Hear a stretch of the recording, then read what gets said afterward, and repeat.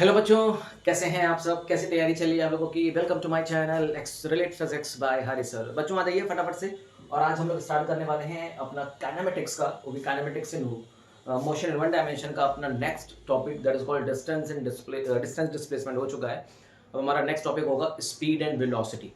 अब हम लोग आज बेसिकली डिस्कस करने वाले हैं स्पीड, टाइप्स ऑफ स्पीड, अलग अलग तरह की स्पीड के बारे में डिस्कस करेंगे, इंपॉर्टेंट न्यूमेरिकल्स भी करेंगे, साथ ही साथ velocity and types of velocity उस पर बेस्ड न्यूमेरिकल्स करेंगे और क्या बेसिक डिफरेंस होता है स्पीड और वेलोसिटी में। हम लोग आज सारी चीज़ों का डिस्कशन करेंगे, ठीक है। तो फटाफट से टॉपिक का नाम डाल दीजिए, speed and velocity. Speed and velocity, okay जी, ठीक है। तो ये स्पीड एंड वेलोसिटी आपका ये आज का इंपॉर्टेंट टॉपिक है, जिसमें हम बेसिकली पहले स्पीड को डिस्कस करते हैं, फिर वेलोसिटी को डिस्कस करते हैं। जैसे कि आपने डिस्टेंस एंड डिस्प्लेसमेंट देखा था कि डिस्टेंस एंड डिस्प्लेसमेंट को मैंने थोड़ा सा डिफरेंशिएट किया था, इसका डिफरेंस बताया था। इसी तरह से पहले मैं काम करता हूँ, स्पीड और वेलोसिटी का थोड़ा सा डिफरेंस बताता हूँ, उसके बाद हम स्पीड को अलग हम डिस्कस करेंगे, पूरा डिटेल एक्सप्लेनेशन करेंगे, फिर वेलोसिटी पे अलग डिटेल डिस्कशन करेंगे, उस पर एक्सप्लेनेशन करेंगे, ठीक है। तो चलिए, अभी तक आपने चैनल को सब्सक्राइब नहीं किया है तो आप चैनल को सब्सक्राइब कर लीजिए, जिससे कि आपको आगे की जितनी भी वीडियोस मैं अपलोड करता हूँ उसका नोटिफिकेशन आपको मिल जाए आसानी से। और अगर आपको पसंद आ रही है वीडियो, लेक्चर पसंद आ रहा है तो प्लीज़ लाइक शेयर करना मत भूलिए। चलिए, तो इसे सीरीज में हम लोग स्पीड और वेलोसिटी की थोड़ा सा रिलेशन देख लेते हैं, थोड़ा सा डिफरेंस देख लेते हैं, क्या डिफरेंस होता है। तो देखिए, एक तरफ आप डाल दीजिए स्पीड और दूसरी तरफ आप लिख लीजिए वेलोसिटी, ठीक है बच्चों। स्पीड एंड वेलोसिटी, पहले तो मैं थोड़ा सा डिफरेंस बताऊंगा। पहले मैं आपको क्या बताऊंगा, डिफरेंस क्या है दोनों में, ठीक है। तो यहां पे लिख लीजिए, पहले हम बताएंगे डिफरेंस, दोनों में डिफरेंस क्या है।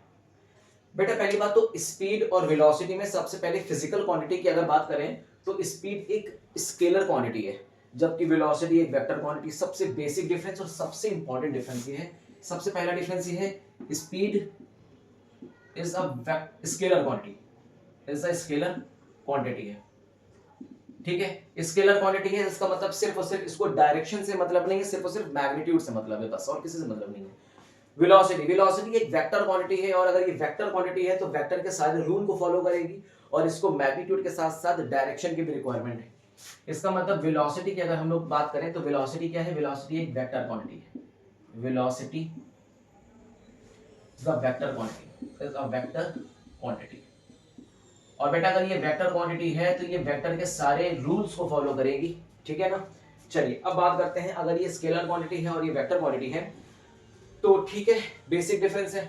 दूसरा डिफरेंस ये है कि बेटा स्पीड जो होती है ना वो डिस्टेंस पे डिपेंड करती है। स्पीड किस पे डिपेंड करती है, डिस्टेंस पे डिपेंड करती है। मतलब स्पीड कहीं ना कहीं डिस्टेंस से रिलेटेड होती है ना। Speed is depend on distance. क्यों डिस्टेंस पे डिपेंड करती है, क्योंकि डिस्टेंस भी एक स्केलर क्वांटिटी है और स्पीड भी एक स्केलर क्वांटिटी है। तो इसका अपोजिट आप समझ सकते हैं कि वेलोसिटी किस पे डिपेंड कर रही है, वेलोसिटी डिपेंड करती है डिस्प्लेसमेंट पर। Velocity depends on displacement. किस पे डिपेंड करेगी बच्चे, डिस्प्लेसमेंट पे डिपेंड करेगी। तो याद रखिएगा, वेलोसिटी कभी डिस्टेंस पे डिपेंड नहीं करती और स्पीड कभी डिस्प्लेसमेंट पे डिपेंड नहीं करेगा। स्पीड हमेशा डिस्टेंस पे डिपेंड करेगा और वेलोसिटी हमेशा डिस्प्लेसमेंट पे डिपेंड करेगी, इस बात का ध्यान रखिएगा। तीसरा, जैसे मैंने आपको बताया था कि स्पीड किसी बॉडी की या तो पॉजिटिव होगी या जीरो होगी। जीरो कब होगी, जब बॉडी ने मोशन स्टार्ट किया ही नहीं, बॉडी में अभी मोशन स्टार्ट हुआ ही नहीं, बॉडी रेस्ट पे है, तो बॉडी की स्पीड और वेलोसिटी दोनों क्या होगी, जीरो होगी, ठीक है। इसी तरह से यहाँ पे भी है, अगर बॉडी में मोशन हो गया है, बॉडी स्टार्ट्स मूविंग, अगर बॉडी मूव करना स्टार्ट कर गई है तो स्पीड कभी जीरो नहीं होगा। Speed can never be zero, speed is always positive. जैसे डिस्टेंस हमेशा पॉजिटिव होता था, उसी तरह से स्पीड भी हमेशा क्या होगी, पॉजिटिव होगी। तो याद रखिएगा, speed is always positive if body starts moving. Body starts moving, अगर बॉडी ने मूव करना स्टार्ट कर दिया है, इट ऑलवेज पॉजिटिव। और ये जीरो कब होगी, जब बॉडी रेस्ट पे होगी। If body at rest, body at rest, अगर कोई बॉडी रेस्ट पे होगी तब उस बॉडी की स्पीड क्या होगी, जीरो होगी, याद रखिएगा। उल्टा चलिए इसका अपोजिट देख लेते हैं हम लोग वेलोसिटी में। किसी बॉडी की जो वेलोसिटी होती है वो डिस्प्लेसमेंट पे डिपेंड करती है, और डिस्प्लेसमेंट को डायरेक्शन की रिक्वायरमेंट है। डिस्प्लेसमेंट एक वेक्टर क्वांटिटी है और वेक्टर क्वांटिटी पॉजिटिव भी होती है, नेगेटिव भी होती है, जीरो भी होती है। इसी तरह से अगर डिस्प्लेसमेंट एक वेक्टर क्वांटिटी है और अगर डिस्प्लेसमेंट पॉजिटिव, नेगेटिव, जीरो सब हो सकता है, तो इसका मतलब वेलोसिटी भी क्या होगी, पॉजिटिव भी हो सकती है, नेगेटिव भी हो सकती है, जीरो भी हो सकती है, मतलब इसकी वैल्यूज। ठीक है, तो चलिए देखो एक बात याद रखिएगा, वेलोसिटी की वैल्यू जो होगी ना, मतलब वेलोसिटी का जो मैग्नीट्यूड होगा वो हमेशा पॉजिटिव होगा, लेकिन वेलोसिटी की डायरेक्शन चेंज हो सकती है। अगर पॉजिटिव एक्स एक्सिस में है तो नेगेटिव एक्स एक्सिस में भी वेलोसिटी हो सकती है, जिसको हम डायरेक्शन वेक्टर से डिस्कस करेंगे, आई कैप, जे कैप, कैप, के कैप से डिस्कस करेंगे। लेकिन वेलोसिटी का जो मैग्नीट्यूड होगा ना बेटा, वो हमेशा।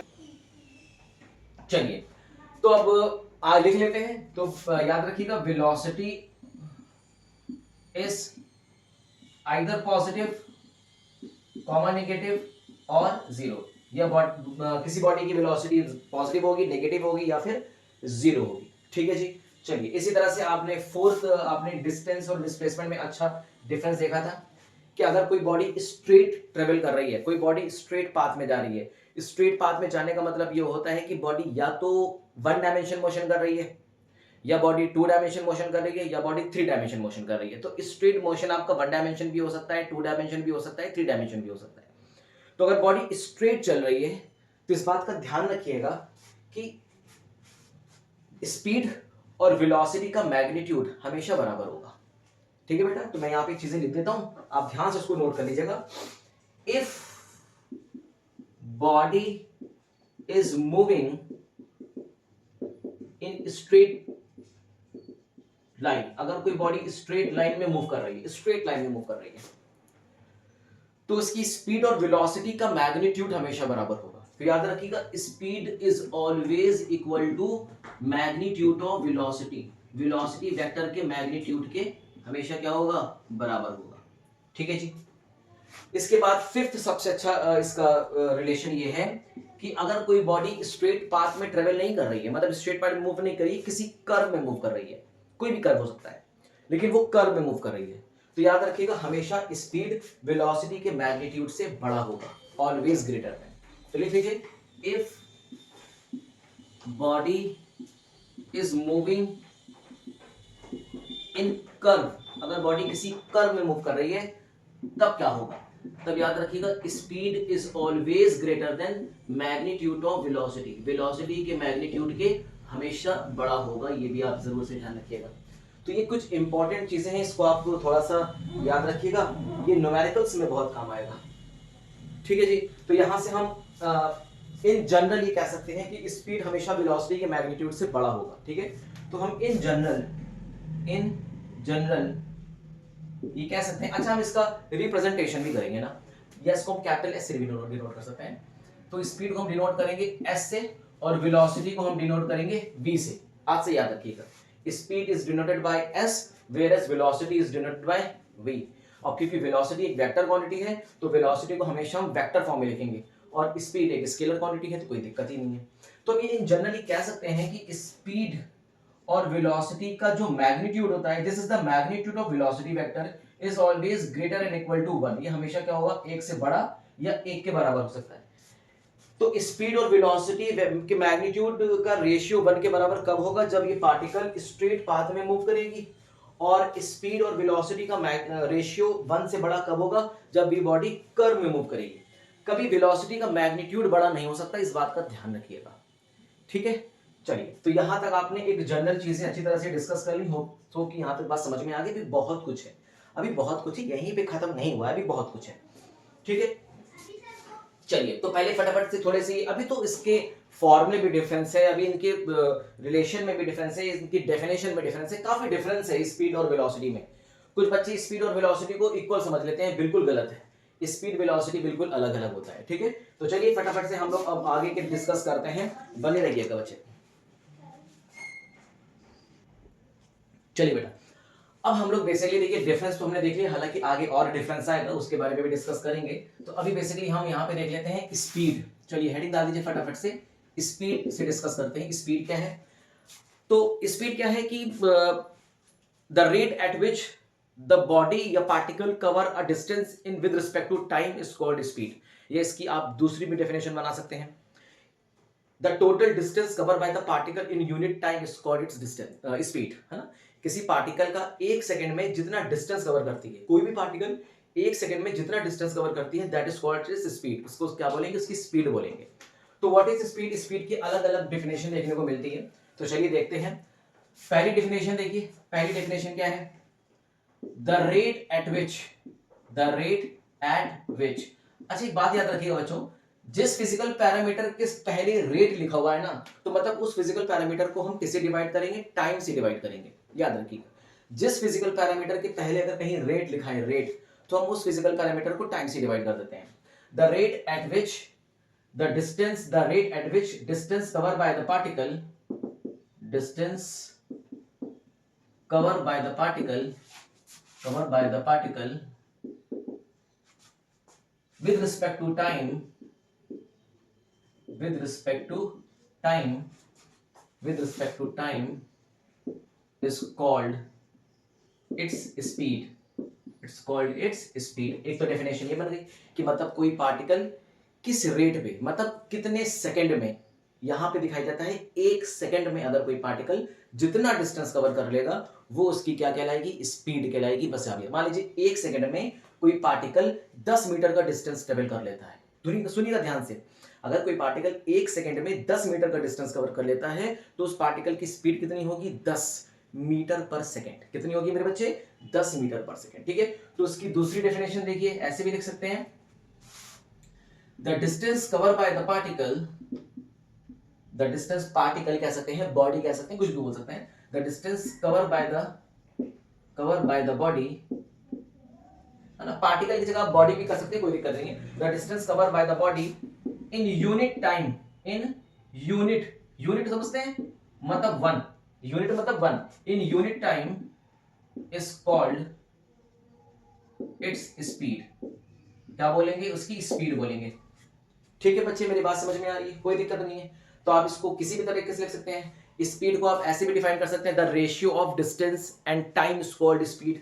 ऐसे भी लिख सकते हैं, the ratio of distance and time is called speed. आप किसी भी तरीके से लिखिए मेरे बच्चे, the ratio of distance covered to time is called speed. तो अब आप ये समझ गए कि हमें स्पीड की डेफिनेशन को कोई भी डेफिनेशन आप फॉलो कर सकते हैं। तो स्पीड बराबर क्या होता है मेरे बच्चे? स्पीड बराबर होता है डिस्टेंस कवर्ड, जिसका दूसरा नाम है पाथ लेंथ, इसका दूसरा नाम क्या है? Path length divided by time taken, ये है बच्चे डिस्टेंस का फॉर्मूला। ठीक है ना, ये कौन सा फॉर्मूला है? डिस्टेंस का फॉर्मूला है। ठीक है, आसान है।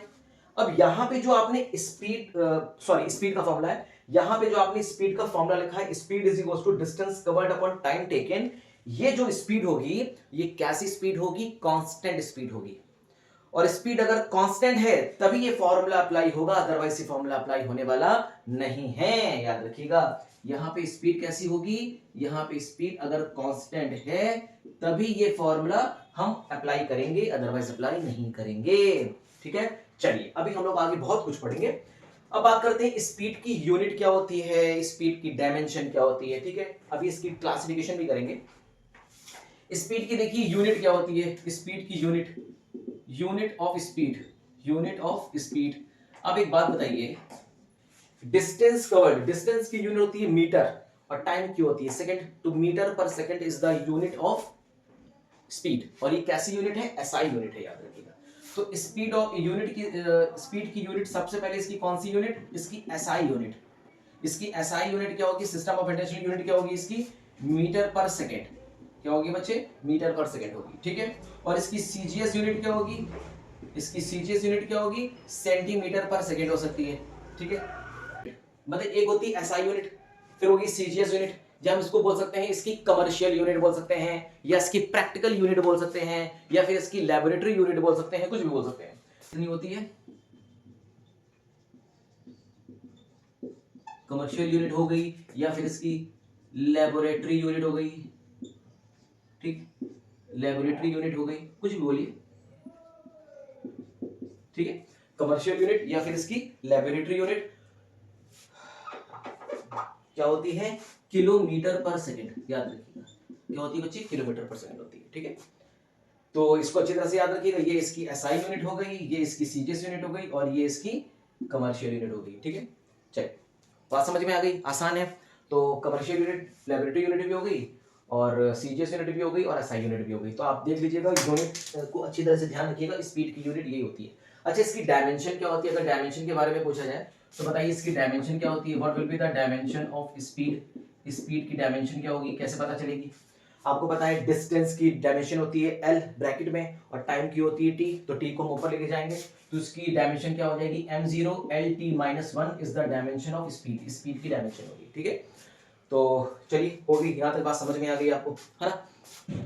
आगे चलते हैं, अब थोड़ा सा इसका क्लासिफिकेशन कर लेते हैं, स्पीड के टाइप्स देख लेते हैं। ये तो डेफिनेशन हो गई, इसकी यूनिट हो गई और ये इसका डायमेंशन हो गया। अच्छी तरह से नोट कर लीजिए, ये फॉर्मूला जरूर से नोट कर लीजिएगा, ये बहुत ही बेसिक फॉर्मूला है स्पीड का। स्पीड बराबर distance covered upon time taken. ठीक है, चलिए इसको फटाफट से कॉपी करिए, फिर आगे चलते हैं क्लासिफिकेशन ऑफ स्पीड पे। अब बात करते हैं बेटा टाइप्स ऑफ स्पीड, स्पीड के टाइप्स की बात करते हैं। ठीक है, टाइप्स ऑफ स्पीड। देखिए बच्चों, दो तरह की स्पीड होती है बेसिकली, ठीक है ना। हाँ, दो तरह की स्पीड देखेंगे हम। एक होती है आपकी यूनिफॉर्म स्पीड, एक क्या होती है, यूनिफॉर्म स्पीड। इसका दूसरा नाम है कांस्टेंट स्पीड। इसको क्या बोलते हैं, कांस्टेंट स्पीड। मतलब एक ऐसी स्पीड जो टाइम पे डिपेंड नहीं कर रही है और डिस्टेंस पे डिपेंड नहीं कर रही है।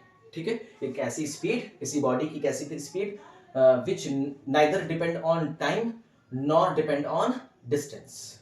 ठीक है, ऐसी स्पीड को क्या बोलेंगे, यूनिफॉर्म स्पीड बोलेंगे। समझते हैं क्या होगा। दूसरी हमारी होती है नॉन यूनिफॉर्म स्पीड। क्या होती है बच्चे, नॉन यूनिफॉर्म स्पीड।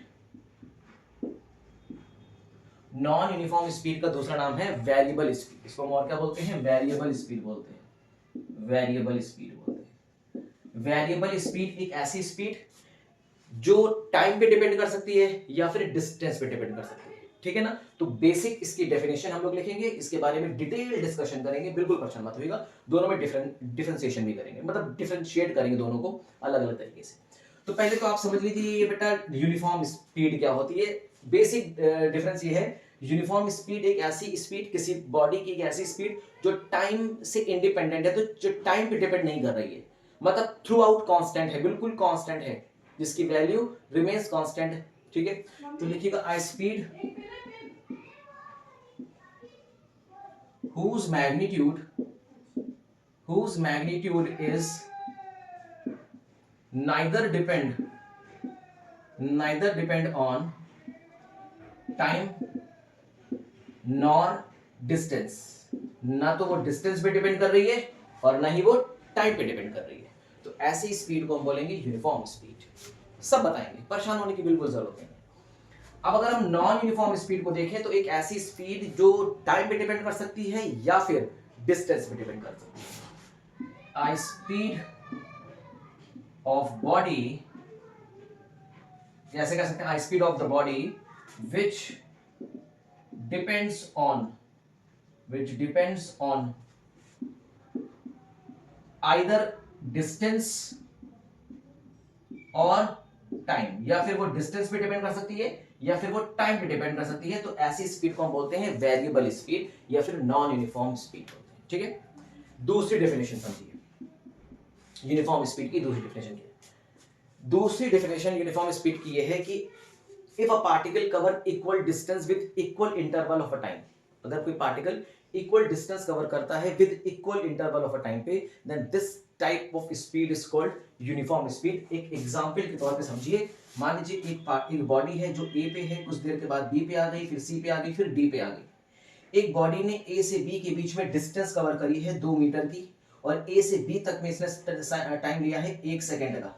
ठीक है, इसी तरह से उसी बॉडी ने बी से सी तक की डिस्टेंस कवर करी है, 4 मीटर की डिस्टेंस कवर करी है, और इसने टाइम कितना लिया है, 2 सेकेंड का टाइम लिया है। फिर देखिए बॉडी ने सी से डी तक की डिस्टेंस कवर करी है, मान लीजिए 6 मीटर की डिस्टेंस कवर करी है, और इसने समय कितना लिया है, मान लेते हैं इसने समय लिया है 3 सेकंड का। कितना समय लिया है, 3 सेकंड का लिया है। बहुत ध्यान समझिएगा बच्चे, तो आप देख रहे हैं बॉडी ने ए से बी की डिस्टेंस कवर करी है 2 मीटर में और टाइम लिया है 1 सेकेंड का। बॉडी ने बी से सी के बीच की डिस्टेंस कवर करी है 4 मीटर में, टाइम लिया है 2 सेकेंड का। और बॉडी ने सी से डी तक की डिस्टेंस कवर करी है 6 मीटर में, टाइम लिया है 3 सेकेंड का। तो अब एक बात बताइए कि ए से बी में बॉडी की स्पीड कितनी होगी। तो मैं पूछूं कि ए से बी के बीच में बॉडी की स्पीड कितनी होगी, तो आप बोलेंगे सर s1 होगी स्पीड s1, और स्पीड बराबर होता है डिस्टेंस अपॉन टाइम। तो ए से बी का डिस्टेंस कितना है 2 और टाइम कितना है 1, तो कितना हो गया मेरे बच्चे 2 मीटर पर सेकेंड हो गया। इसका मतलब ये बॉडी ए से बी के बीच में 2 मीटर पर सेकेंड की स्पीड से चल रही थी। अच्छी बात है। चलो अब बॉडी बी से सी गई, जब बॉडी बी से सी जाएगी तब ये किस स्पीड से चलेगी, मान लेते हैं ये s2 स्पीड से चलेगी। और ये स्पीड बराबर फॉर्मूला क्या होता है, डिस्टेंस अपॉन टाइम। तो बी से सी तक में इसने कितनी डिस्टेंस कवर करी मेरे बच्चे 4, और कितना टाइम लिया है 2, तो कितना हो जाएगा 2 2 जा 4, तो 2 मीटर पर सेकंड हो जाएगा। बोलो है कि नहीं। देखो बॉडी ने बी से सी के बीच में कितनी स्पीड से चल रही थी, body 2 metre per second speed चल रही थी। इसका मतलब बॉडी ए से बी के बीच में भी 2 मीटर पर सेकंड चल रही थी और बी से सी के बीच में भी 2 मीटर पर सेकंड से चल रही थी। आगे चलते हैं। जब बॉडी सी से डी पे जा रही थी तब इसने कितना स्पीड कवर किया, मतलब तब इसकी स्पीड कितनी थी, तब मान लेते इसकी स्पीड थी s3, और स्पीड बराबर होता है डिस्टेंस अपॉन टाइम। तो सी से डी में किसने कितना डिस्टेंस कवर किया है 6, और कितना टाइम लिया 3, तो that is 2 metre per second. तो मेरे बच्चे यहाँ पे आप एक चीज ऑब्जर्व कर रहे हैं कि जब बॉडी इक्वल स्पीड से चलती है थ्रू आउट द जर्नी, देखो ये body through out the journey equal speed से चल रही है ना, तो जब कोई बॉडी पूरी जर्नी में इक्वल स्पीड से चलती है तो इसकी इस स्पीड को बोलते हैं यूनिफॉर्म स्पीड या फिर कांस्टेंट स्पीड बोलते हैं। मेरी बात समझ में आ गई। आसान है, बहुत इजी है, कुछ भी नहीं है, क्लियर है। तो मेरे बच्चे आप इसको कैसे करेंगे, when a body moves with a constant speed, या आप ऐसे कर सकते हैं when a body moves through out the journey, या ऐसे बोल सकते हैं when body moves through out with a constant speed, then this kind of constant speed is called uniform speed। हाँ ऐसे बोल सकते हैं। तो जब कोई बॉडी पूरी जर्नी में अपनी स्पीड को कांस्टेंट बना के रखती है जिसका वैल्यू चेंज नहीं होती, if the value of speed do not change throughout the journey then this kind of speed is called uniform speed. कई तरीके से इसको आप एक्सप्लेन कर सकते हैं। आप इसको कैसे एक्सप्लेन कर सकते हैं, if the value of speed do not change throughout the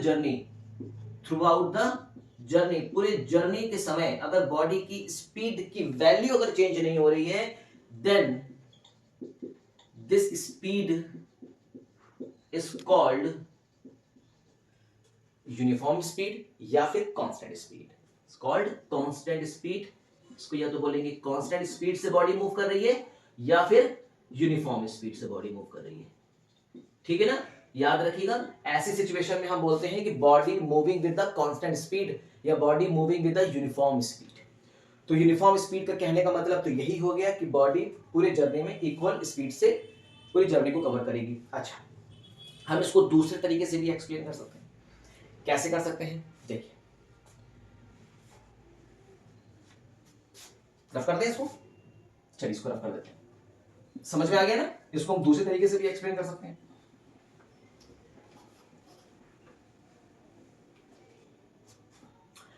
अगर बॉडी इक्वल डिस्टेंस कवर कर रही है with equal interval of time पे, जैसे मान लीजिए एक बॉडी है, पहले लिख लेते हैं, if body covers equal distance with equal interval of time, अगर इक्वल इंटरवल ऑफ टाइम के दौरान अगर कोई बॉडी इक्वल डिस्टेंस कवर कर रही है तभी इस तरह की स्पीड को हम क्या बोलेंगे मेरे बच्चे, यूनिफॉर्म स्पीड बोलेंगे। फॉर एग्जांपल जैसे कि मान लीजिए एक बॉडी ए से बी जा रही है, फिर बी से सी जा रही है, सी से डी जा रही है। मान लीजिए ए से बी तक इसने 4 मीटर का डिस्टेंस कवर किया, 1 सेकंड का समय लिया। अगेन बी से सी जा रही है, बी से सी में जाने में इसने 4 मीटर का डिस्टेंस कवर किया, 1 सेकंड का समय लिया। फिर सी से डी जा रही है, इसने भी 4 मीटर का डिस्टेंस कवर किया और 1 सेकंड का समय लिया।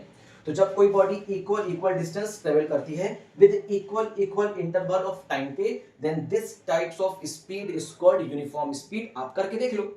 जब बॉडी ए से बी जा रही थी तब इसकी स्पीड कितनी थी, s1, तो स्पीड बराबर होता है डिस्टेंस अपॉन टाइम। तो मेरे बच्चे 4/1 कितना हो गया, 4/1 कितना होता है, 4 ही तो होता है, तो 4 मीटर पर सेकेंड हो गया। तो उसका मतलब ए से बी में एक बॉडी 4 मीटर पर सेकंड की स्पीड से चल रही थी। जब बॉडी बी से सी जाएगी तो बी से सी में बॉडी की स्पीड कितना मान लेते हैं s2, तो स्पीड बराबर है डिस्टेंस अपॉन टाइम। डिस्टेंस कितना है 4 और बच्चे स्पीड टाइम कितना है 1। भाई स्पीड बराबर डिस्टेंस अपॉन टाइम होता है ना, तो डिस्टेंस कितना है 4, टाइम कितना है 1, अगेन कितना आ गया 4 मीटर पर सेकंड आ गया। इसी तरह से देखो s3 निकालोगे तो 4/1 कितना आ जाएगा 4 मीटर पर सेकंड आ जाएगा। तो तुम्हें तो बात समझ में आ गई कि बॉडी की पूरी जर्नी में स्पीड कितनी है 4 4 4 4। तो बॉडी ने अपनी पूरी जर्नी में स्पीड को चेंज नहीं किया। तो अगर कोई बॉडी, कोई पार्टिकल या कोई ऑब्जेक्ट पूरे रास्ते, पूरी जर्नी में अगर अपनी स्पीड को चेंज नहीं कर रहा है तो इसकी स्पीड को हम क्या बोलते हैं, यूनिफॉर्म स्पीड बोलते हैं या फिर कांस्टेंट स्पीड बोलते हैं। ठीक है, अब बात आती है, कुछ बच्चे बोलते हैं सर ग्राफ समझ में नहीं आता। ग्राफ के लिए बिल्कुल परेशान मत होना, मैं ग्राफ का सेक्शन बिल्कुल भी मिस नहीं करूंगा, इसको प्रॉपर तरीके से मैं ग्राफ से भी समझाऊंगा। लेकिन ग्राफ का एक अलग सेक्शन होगा, पहले थ्योरी पार्ट हम समझ लेंगे, अलग अलग क्लासिफिकेशन कर लेंगे, फिर उसके बाद हम ग्राफ के सेक्शन पे आएंगे जिसमें हम डिस्टेंस टाइम ग्राफ डिस्कस करेंगे, अलग अलग सिचुएशन डिस्कस करेंगे। पोजीशन टाइम ग्राफ आएंगे, मतलब डिस्प्लेसमेंट टाइम ग्राफ डिस्कस करेंगे, अलग अलग सिचुएशन देखेंगे, speed time graph, velocity time graph, acceleration time graph. Apart from this velocity versus distance time graph, acceleration versus displacement time graph, speed versus distance time graph, speed velocity versus displacement time graph. Different types of graph बनेंगे, यहाँ पे अलग अलग cases बनेंगे और बहुत ही detail में सारे केसेस को हम लोग एनालाइज करेंगे और उसके बेसिस पे हम लोग अच्छे न्यूमेरिकल्स करेंगे और एक ग्राफ को दूसरे ग्राफ में हम कैसे कन्वर्ट करते हैं, बहुत ही शॉर्ट ट्रिक मैं आपको बताऊंगा कि अगर मान लीजिए आपके पास वेलोसिटी टाइम ग्राफ है तो इस वेलोसिटी टाइम ग्राफ को आप कैसे चेंज कर दोगे डिस्प्लेसमेंट टाइम ग्राफ में, या इस वेलोसिटी टाइम ग्राफ को आप एक्सेलरेशन टाइम ग्राफ में कैसे कन्वर्ट करेंगे। तो सारा कन्वर्जन भी सीखेंगे, बिल्कुल भी परेशान होने की जरूरत नहीं, बहुत ही बेसिक से चलेंगे और धीरे धीरे चलेंगे, ठीक है ना। और खासकर जो मेरी वीडियो है, खासकर जो मेरा लेक्चर होता है, वो मैं पूरी तरीके से स्लो लर्नर्स को ध्यान में रखकर बनाता हूँ। मुझे पता है जो इंटेलिजेंट बच्चे हैं, जो काफी अच्छे बच्चे हैं, काफी इंटेलिजेंट बच्चे हैं, जो पढ़ने में बहुत अच्छे हैं, उनको ठीक है समझ में आ गया, सारी चीजें समझ में आ गई, उन्होंने बुक भी पढ़ लिया, सारे न्यूमेरिकल्स लगा लिए, सारे कॉन्सेप्ट क्लियर हैं, वो ठीक है, उनके लिए भी है, वो भी पढ़ सकते हैं। लेकिन खासकर मेजॉरिटी ऑफ स्टूडेंट ऐसी है, मतलब पूरी क्लास में मान लीजिए 70 to 80% स्टूडेंट ऐसे भी हैं जो स्लो लर्नर्स की कैटेगरी में आते हैं। और स्लो लर्नर्स का मतलब ये नहीं होता कि उनको कुछ भी समझ में नहीं आता, उनका मतलब होता है उनको समझ में आता है लेकिन एक स्लो मोशन में समझ में आता है, धीरे धीरे समझ में आता है। और जाहिर सी बात है, हर किसी को, मुझे भी जब मैं क्लास 11th में था तब भी मुझे चीजें बहुत ही धीरे धीरे समझ में आती थी, मतलब सडनली समझ में नहीं आता था। तो जैसे आप थे वैसे मैं भी था, है कि नहीं। इसलिए मेरा जो लेक्चर होता है, वीडियो होता है, वो स्लो लर्नर्स को मैं ध्यान में रख के बनाता हूं। इस वजह से मेरा लेक्चर थोड़ा सा बड़ा हो जाता है, एक एक यूनिट को मैं काफी बड़े में खत्म करता हूं, मतलब काफी लेक्चर बना देता हूं उस पर, और उसी लेक्चर पे मैं न्यूमेरिकल्स भी कराता हूं। तो पूरा फोकस मेरा स्लो लर्नर्स पे होता है, क्योंकि उन स्लो लर्नर्स पे कोई फोकस नहीं कर रहा है। वो स्कूल भी जाते हैं तो भी उनको समझ में नहीं आ रहा है, वो कोचिंग जाते हैं तो भी समझ में नहीं आता, ट्यूशन में होम ट्यूशन में पढ़ते हैं तो भी समझ में नहीं आता। तो मैं कोशिश मेरी ये है कि मैं स्लो लर्नर्स को समझा पाऊं, ठीक है। चलिए, तो बच्चों समझ में आ गया कि जब कोई बॉडी इक्वल डिस्टेंस कवर करती है इक्वल टाइम पे, तो इस प्रकार की स्पीड को भी हम क्या बोलते हैं, यूनिफॉर्म स्पीड बोलते हैं। तो आपने पिछले वाला भी केस देख लिया था कि पूरी जर्नी में इसकी स्पीड क्या थी, कांस्टेंट थी। तो यहां तक तो बात हो गई यूनिफॉर्म स्पीड की। अब बात करते हैं मेरे बच्चे नॉन यूनिफॉर्म स्पीड की। ग्राफ भी समझेंगे, परेशान मत होइए, ग्राफ भी समझेंगे। नॉन यूनिफॉर्म स्पीड क्या है? नॉन यूनिफॉर्म स्पीड ये है कि अगर कोई पार्टिकल अनइक्वल डिस्टेंस कवर करे with equal interval of a time पे, या कोई बॉडी या कोई ऑब्जेक्ट इक्वल डिस्टेंस कवर करे unequal interval of a time पे, या कोई बॉडी अनइक्वल डिस्टेंस कवर करे अनइक्वल इंटरवल ऑफ टाइम पे, तो this kind of speed is called non uniform speed या फिर वेरिएबल स्पीड। समझते हैं मेरे बच्चे, समझते हैं, परेशान नहीं होने का, बिल्कुल भी परेशान नहीं होने का। जैसे चलिए एग्जांपल में समझते हैं। मान लीजिए कोई बॉडी ए से बी तक आती है, कोई बॉडी ए से बी तक आती है, फिर बी से सी तक आती है, सी से डी तक आती है, चलती है। मान लीजिए हमने ए से बी में 4 मीटर का डिस्टेंस कवर किया, और हमने ए से बी में जब 4 मीटर का डिस्टेंस कवर किया तो हमने 1 सेकंड का समय ले लिया। इसी तरह से हमने बी से सी में डिस्टेंस कवर किया, मान लीजिए हमने बी से सी में 6 मीटर का डिस्टेंस कवर किया, और हमने कितना समय ले लिया, या मान लीजिए हमने 4 मीटर का ही डिस्टेंस कवर किया और हमने समय ले लिया, इस बार 2 सेकंड का समय ले लिया भैया। फिर हमने सी से डी तक की डिस्टेंस कवर करी, मान लीजिए 4 मीटर की डिस्टेंस कवर करी, और इस बार हमने 3 सेकंड का समय ले लिया। तो मेरे बच्चे देखो, जब कोई बॉडी इक्वल डिस्टेंस कवर करे unequal interval of a time. तो ये टाइम कैसा है, अनइक्वल है ना। जब कोई बॉडी इक्वल डिस्टेंस कवर करती है unequal interval of a time पे, तो this type of speed is called variable speed और फिर नॉन यूनिफॉर्म स्पीड। ठीक है मेरे बच्चे। तो यहां पे जब आप स्पीड निकालोगे, मान लो जब बॉडी ए से बी जाती है तो इसकी स्पीड कितनी है s1, और स्पीड बराबर होता है डिस्टेंस अपॉन टाइम। तो डिस्टेंस कितना है मेरे बच्चे, 4/1, that is 4 metre per second हो गया। बोलो ठीक है। इसी तरह से जब कोई बॉडी बी से सी जाती है तो मान लो तो ये s2 स्पीड से जा रही है, तो s2 स्पीड बराबर हो जाएगा डिस्टेंस अपॉन टाइम। तो डिस्टेंस कितना है 4, टाइम कितना है 2, तो 4/2 that is 2 metre per second. बोलो है कि नहीं। इसी तरह से जब कोई बॉडी सी से डी जाएगी तो वो मान लो s3 स्पीड से जा रही है, तो स्पीड बराबर डिस्टेंस अपॉन टाइम। डिस्टेंस कितना है 4, टाइम कितना है 3, तो 4/3 सिंपलीफाई करेंगे 1.33 मीटर पर सेकेंड आ जाएगा। तो मेरे बच्चे आप खुद देखो, पूरे जर्नी में क्या इसकी स्पीड कांस्टेंट है। देखो यहाँ पे 4 मीटर पर सेकेंड, यहाँ पे 2 मीटर पर सेकेंड और यहाँ पे 1.33 मीटर पर सेकेंड। तो मतलब इस जर्नी में किसी भी बॉडी की या ऑब्जेक्ट की स्पीड लगातार क्या हो रही है, डिक्रीज होती जा रही है। तो अगर ऑब्जेक्ट की स्पीड डिक्रीज होती जा रही है तो ऑब्जेक्ट की स्पीड कांस्टेंट कहां है, कांस्टेंट थोड़ी नहीं है। तो वही तो मैंने बताया कि जब किसी ऑब्जेक्ट की स्पीड पूरे जर्नी में कांस्टेंट नहीं रहती, बदलती रहती है, या तो बढ़ रही है या तो घट रही है, या तो बढ़ रही है या तो घट रही है, तो इस तरह की स्पीड को बोलते हैं नॉन यूनिफॉर्म स्पीड, जिसका दूसरा नाम है वेरिएबल स्पीड। ठीक है बच्चे। तो देखो पार्टिकल इक्वल डिस्टेंस कवर कर रहा है अनइक्वल इंटरवल ऑफ टाइम पे, तो इसकी स्पीड को क्या बोलेंगे, नॉन यूनिफॉर्म स्पीड बोलेंगे। ठीक है, चलिए परेशान मत होइए, एक और केस लेते हैं। अभी क्या कर रहा था, इक्वल डिस्टेंस कवर कर रहा था, अब इस बार क्या करेगा, अनइक्वल डिस्टेंस कवर करेगा equal interval of a time पे, तो भी इसकी स्पीड क्या कहलाएगी, नॉन यूनिफॉर्म स्पीड कहलाएगी। करके देखते हैं बच्चे, ठीक है, चलिए करके देखते हैं, ध्यान से देखिएगा, है ना। फिर इसकी हम लोग स्टेटमेंट भी लिखेंगे। पहले एग्जाम्पल समझ लीजिए। मान लीजिए कोई बॉडी ए से बी जा रही है, बी से सी जा रही है, सी से डी जा रही है। ठीक, मान लीजिए बॉडी ए से बी गई और इसने 4 मीटर का डिस्टेंस कवर किया। ठीक है, और इसने कितना टाइम लिया, मान लीजिए 1 सेकंड का इसने टाइम ले लिया, बहुत अच्छी बात है। फिर इसने बी से सी का डिस्टेंस कवर किया, इस बार इसने 3 मीटर का डिस्टेंस कवर किया और टाइम कितना लिया, वही 1 सेकंड का टाइम ले लिया। फिर से इसने सी से डी तक की डिस्टेंस कवर करी, इस बार इसने 2 मीटर की डिस्टेंस कवर करी और टाइम कितना ले लिया, 1 सेकंड। तो इस बार क्या हो रहा है, इस बार ये बॉडी अनइक्वल डिस्टेंस कवर कर रही है विद इक्वल टाइम पे। जब कोई बॉडी अनइक्वल डिस्टेंस कवर करे with equal interval of time पे, तो भी इसकी स्पीड कैसी होती है, वेरिएबल स्पीड होती है। करके देखते हैं। तो जब कोई बॉडी ए से बी जाएगी, मान लीजिए इसकी स्पीड कितनी है s1 और स्पीड बराबर distance upon time, basic formula. तो डिस्टेंस अपॉन टाइम 4/1 कितना हो गया मेरे बच्चे, 4 मीटर पर सेकेंड हो गया।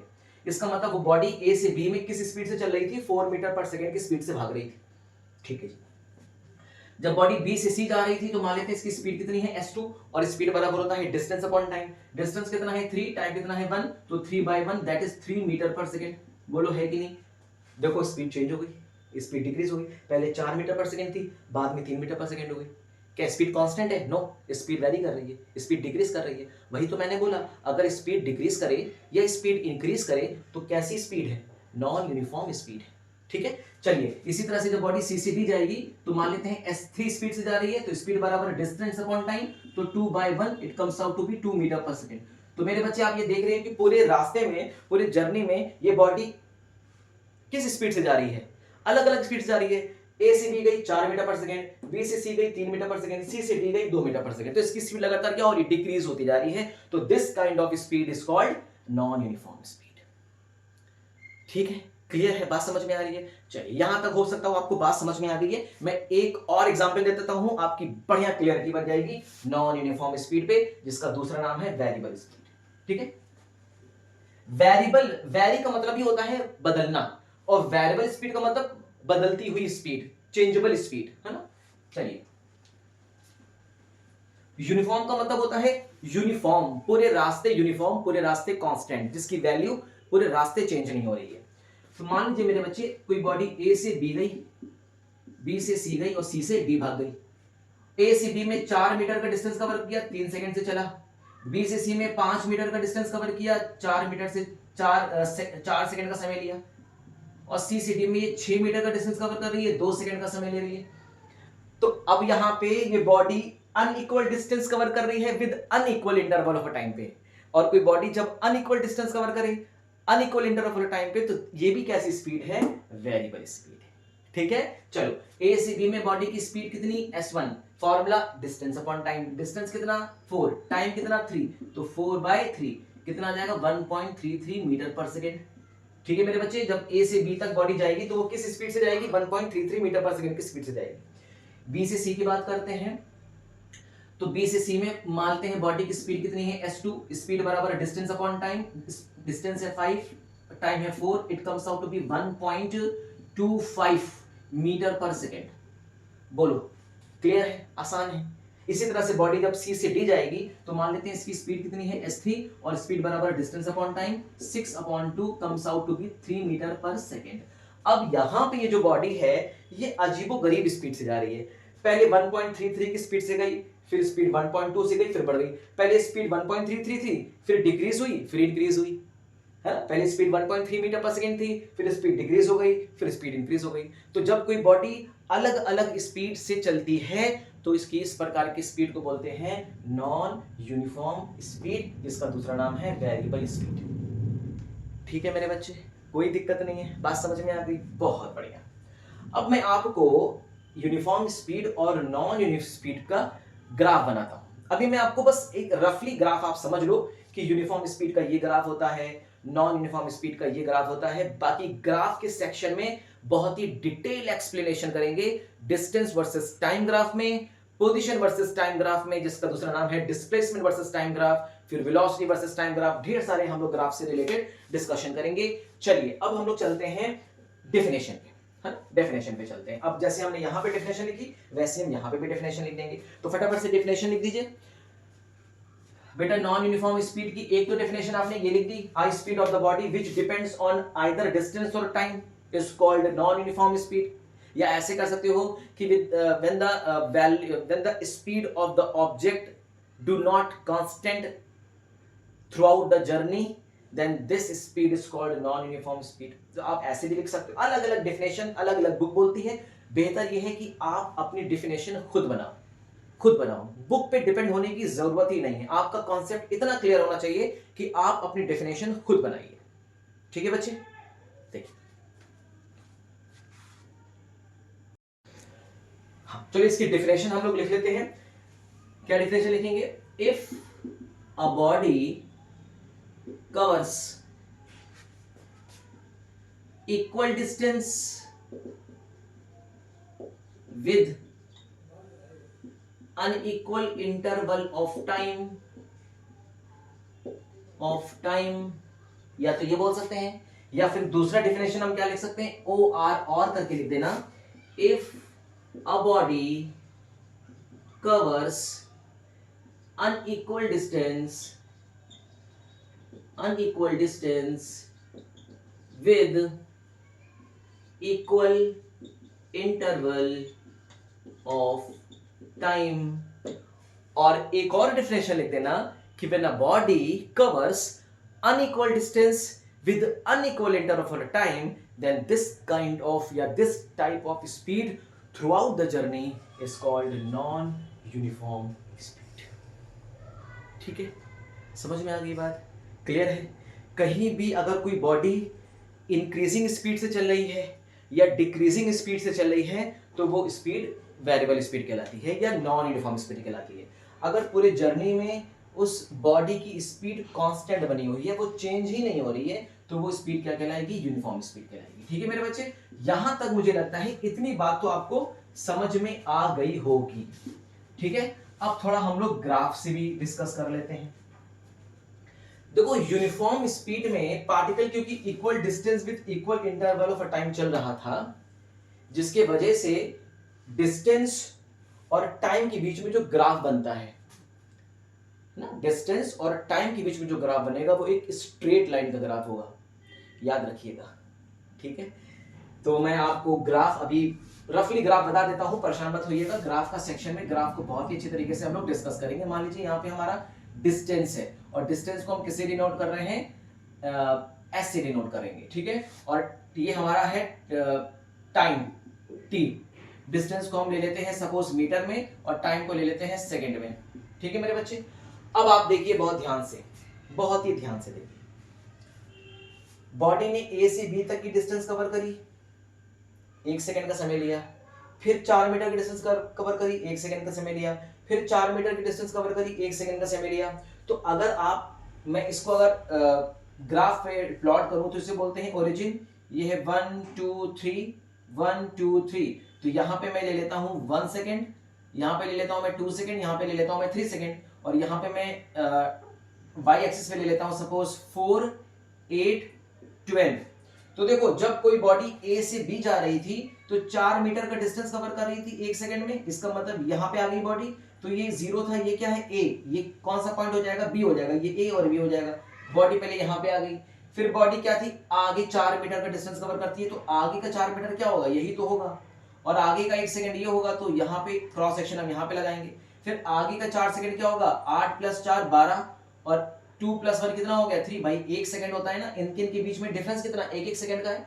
तो पहले 1 सेकंड में 4 मीटर, फिर 1 सेकंड में 4 मीटर, फिर 1 सेकंड में 4 मीटर, तो बेटा बॉडी यहां पर आ गई। तो देखो जब आप इसको मिलाओगे तो आपको कैसा ग्राफ मिलेगा, बिल्कुल स्ट्रेट लाइन का ग्राफ मिलेगा। इसका मतलब ये होता है कि जब आप यूनिफॉर्म स्पीड का ग्राफ बनाते हैं, यूनिफॉर्म स्पीड का ग्राफ बनाते हैं डिस्टेंस वर्सेस टाइम के बीच में, तो स्ट्रेट ग्राफ इज ऑब्जर्व। कैसा ग्राफ मिलता है, स्ट्रेट ग्राफ मिलता है। तो अगर कोई ग्राफ स्ट्रेट है तो मैंने आपको बताया है कि इसका मतलब होता है कि डिस्टेंस और टाइम एक दूसरे के डायरेक्टली प्रोपोर्शनल होते हैं, याद रखिएगा। ठीक है मेरे बच्चे, तो याद रखिएगा, if graph is straight line, graph is straight line, अगर कोई ग्राफ स्ट्रेट लाइन की है तो y एक्सिस पे जो भी पैरामीटर लिखा है और x एक्सिस पे जो भी पैरामीटर लिखा है ये एक दूसरे के डायरेक्टली प्रोपोर्शनल है, मतलब लीनियरली वेरिएबल, इन्हें बोलते हैं लीनियरली वेरिएबल। तो speed is directly proportional to time t।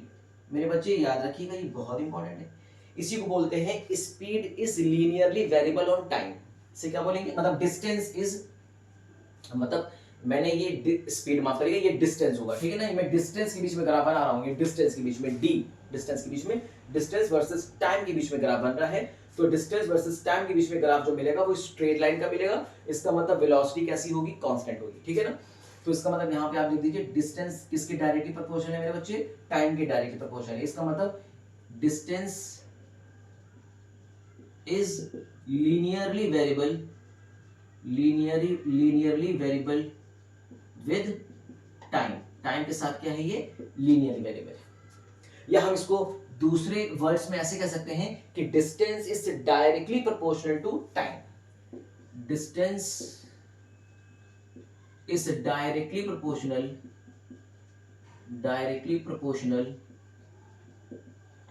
To time, distance time के डायरेक्टली प्रोपोर्शनल है। चलिए यहां तक बात समझ में आ गई। तो यूनिफॉर्म स्पीड का ग्राफ देखिए आपका स्टूडेंट हो सकता है। अच्छा, नॉन यूनिफॉर्म का, जो नॉन यूनिफॉर्म स्पीड का ग्राफ होता है वो कई तरह के ग्राफ बनते हैं। मैंने बताया कि मैं ग्राफ के सेक्शन में बहुत ही बढ़िया तरीके से बताऊंगा, परेशान मत होइएगा। तो मान लीजिए आप डिस्टेंस वर्सेस टाइम के बीच में अगर आप ग्राफ बना रहे हैं, डिस्टेंस वर्सेस टाइम के बीच में ग्राफ बना रहे हैं, तो नॉन यूनिफॉर्म स्पीड का ग्राफ आपका ऐसे भी हो सकता है।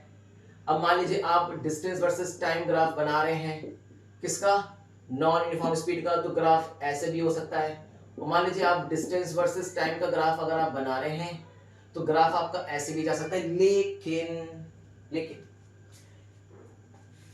याद रखिएगा, डिस्टेंस वर्सेस टाइम ग्राफ ये तो पॉसिबल है, फर्स्ट क्वाड्रेंट में सारे ग्राफ पॉसिबल होते हैं। डिस्टेंस वर्सेस टाइम ग्राफ का जो होता है वो फर्स्ट क्वाड्रेंट में सारे ग्राफ पॉसिबल होते हैं, ठीक है। चलिए मान लीजिए अगर आपका डिस्टेंस वर्सेस टाइम ग्राफ का अगर आप बनाना चाहें तो और भी तरीके से ग्राफ बन सकता है, कोई समस्या नहीं। ऐसे बन गया, ऐसे बन गया, तो आप इसको लाइक ये हो गया, ये हो गया, हाँ देखिए इसको हम ऐसे भी बना सकते हैं, बोलिए है कि नहीं, ये भी ग्राफ पॉसिबल है, बहुत तरीके की ग्राफ पॉसिबल है। क्लियर मेरे बच्चे, बात समझ में आ रही है। तो अगर मान लीजिए कोई बॉडी इस तरह से मूव कर रही है, अगर कोई बॉडी इस तरह से मूव कर रही है तो ये सारे ग्राफ कौन से ग्राफ कहलाते हैं, नॉन यूनिफॉर्म स्पीड के ग्राफ्स कहलाते हैं, डिस्टेंस वर्सेस टाइम ग्राफ कहलाते हैं, नॉन यूनिफॉर्म स्पीड का ग्राफ है ये। तो हम ग्राफ के सेक्शन में बहुत अच्छी तरह से बताएंगे, आप परेशान मत होइए, हम आपको ट्रिक भी बता देंगे, ठीक है। खैर अभी आप ग्राफ के बारे में टेंशन बिल्कुल मत लीजिए, ग्राफ का पार्ट अभी आप छोड़िए, अभी आप थ्योरी और कुछ इंपॉर्टेंट न्यूमेरिकल्स करिए, फिर ग्राफ को हम लोग ग्राफ में बहुत बढ़िया तरीके से डिस्कस करेंगे, ठीक है। तो चलिए यहां तक आपको बात समझ में आ गई, नॉन यूनिफॉर्म स्पीड और यूनिफॉर्म स्पीड क्लियर है। चलिए अब आगे चलते हैं। ये जो यूनिफॉर्म स्पीड और नॉन यूनिफॉर्म स्पीड होती है, ये भी दो तरह की होती है। ये भी क्या होती है? दो तरह की होती है। एक होती है एवरेज स्पीड और एक होती है इंस्टेंटेनियस स्पीड। अब एवरेज स्पीड क्या होती है और इंस्टेंटेनियस स्पीड क्या होती है बताते हैं, परेशान मत होइएगा, ठीक है। तो पहले देखिए यूनिफॉर्म स्पीड ये जो होती है ना, ये भी दो तरह की होगी। एक होगी आपकी एवरेज स्पीड, दूसरी होगी इंस्टेंटेनियस स्पीड। एवरेज स्पीड मतलब होता है total distance cover by the particle with total time taken. Particle ने टोटल कितना डिस्टेंस कवर किया और कितना टोटल कितना टाइम लिया, दोनों को जब आप रेशियो निकालेंगे ना तो आपको मिलेगा एवरेज स्पीड, ठीक है जी। जब आप इंस्टेंटेनियस स्पीड निकालेंगे ना तो इंस्टेंटेनियस स्पीड का मतलब होता है the speed of the particle या speed of the object at the instant of time. किसी पर्टिकुलर इंस्टेंट पे उस ऑब्जेक्ट की स्पीड क्या थी, किसी इंस्टेंट पे, ठीक है। और यूनिफॉर्म स्पीड के केस में, यूनिफॉर्म स्पीड के केस में एक खास बात यह है कि यूनिफॉर्म स्पीड तो पूरे रास्ते कांस्टेंट रहती है।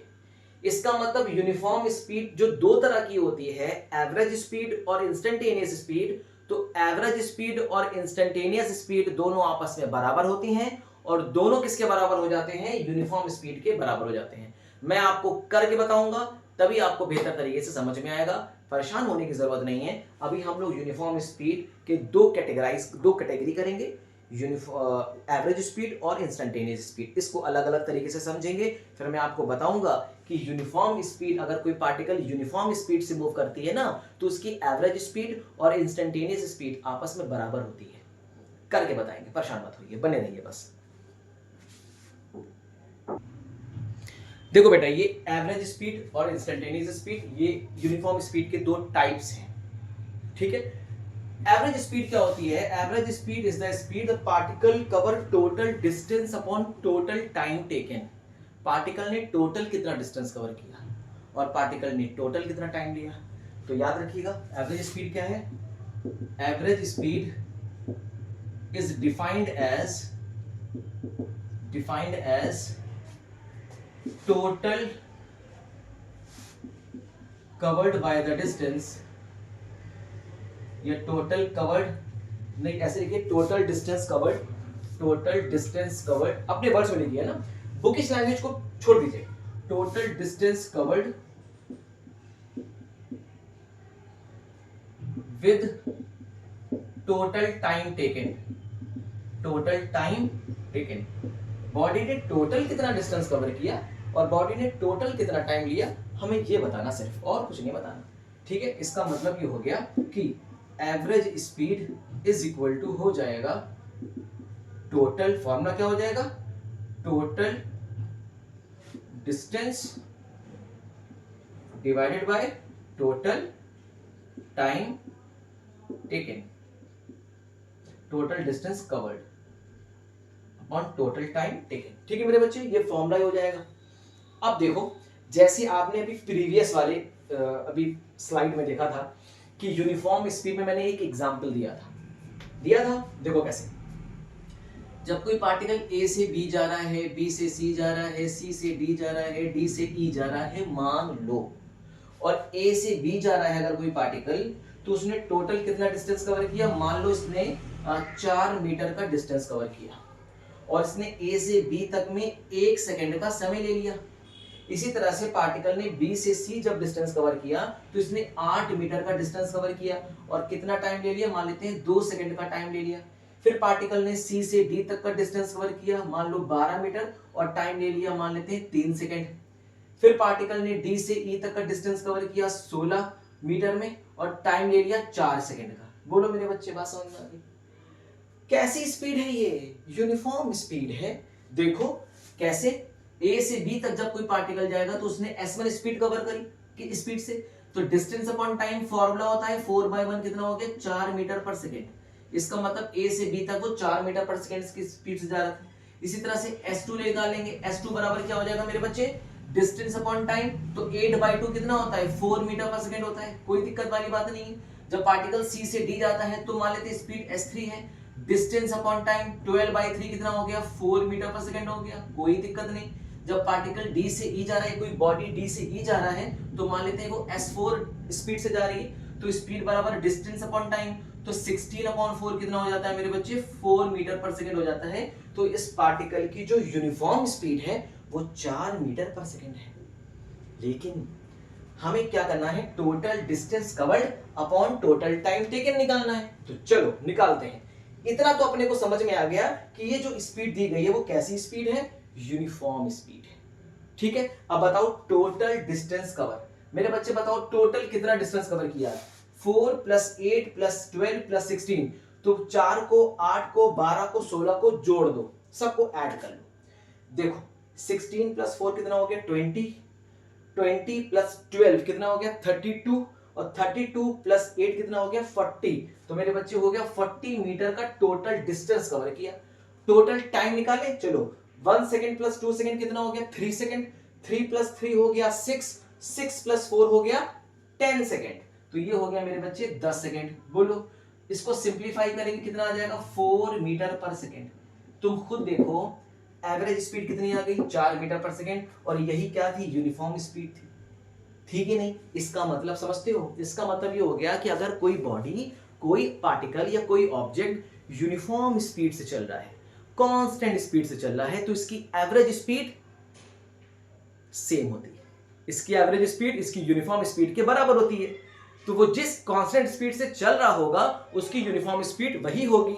आपने करके भी निकाल लिया, पहले आपने इसकी यूनिफॉर्म स्पीड निकाली 4 मीटर पर सेकेंड, फिर आपने पता है कि एवरेज स्पीड बराबर होता है total distance covered upon total time taken. तो टोटल कितना डिस्टेंस कवर किया, इसको सबको ऐड कर दो तो 40 मीटर, पूरे टाइम को ऐड कर दो तो हो गया 4 सेकेंड, 10 सेकेंड। तो 40 को 10 से डिवाइड करेंगे तो 4 मीटर पर सेकेंड आ जाएगा, जो इसके बराबर ही तो है। देखो इसके बराबर है ना, इसका मतलब ये हो गया कि जो इसकी एवरेज स्पीड होगी वो इसकी यूनिफॉर्म स्पीड के बराबर होगी।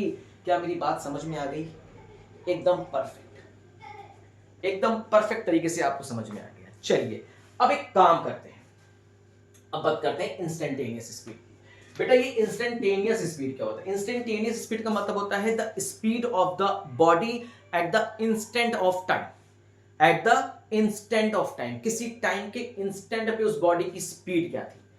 तो लिखिए a speed of the body या object at the instant of time, instant of time, किसी टाइम के पर्टिकुलर इंस्टेंट पे उस बॉडी की स्पीड क्या थी। बहुत आराम से निकालेंगे, कोई जल्दबाजी नहीं है, आराम से निकालेंगे। देखो बेटे ये तुम्हें दिखाई दे रहा है क्या, हम ग्राफ प्लॉट करें डिस्टेंस वर्सेस टाइम के बीच में। चलो ग्राफ प्लॉट करते हैं डिस्टेंस वर्सेस टाइम के बीच में। बेटा आपने अपने प्रीवियस क्लास में इस तरह से टेबल बनाई होगी, बोलो बनाई है कि नहीं, और आपने ग्राफ प्लॉट किया होगा। डिस्टेंस को आप यहां रख दो और टाइम को आप यहां रख दो, ठीक है।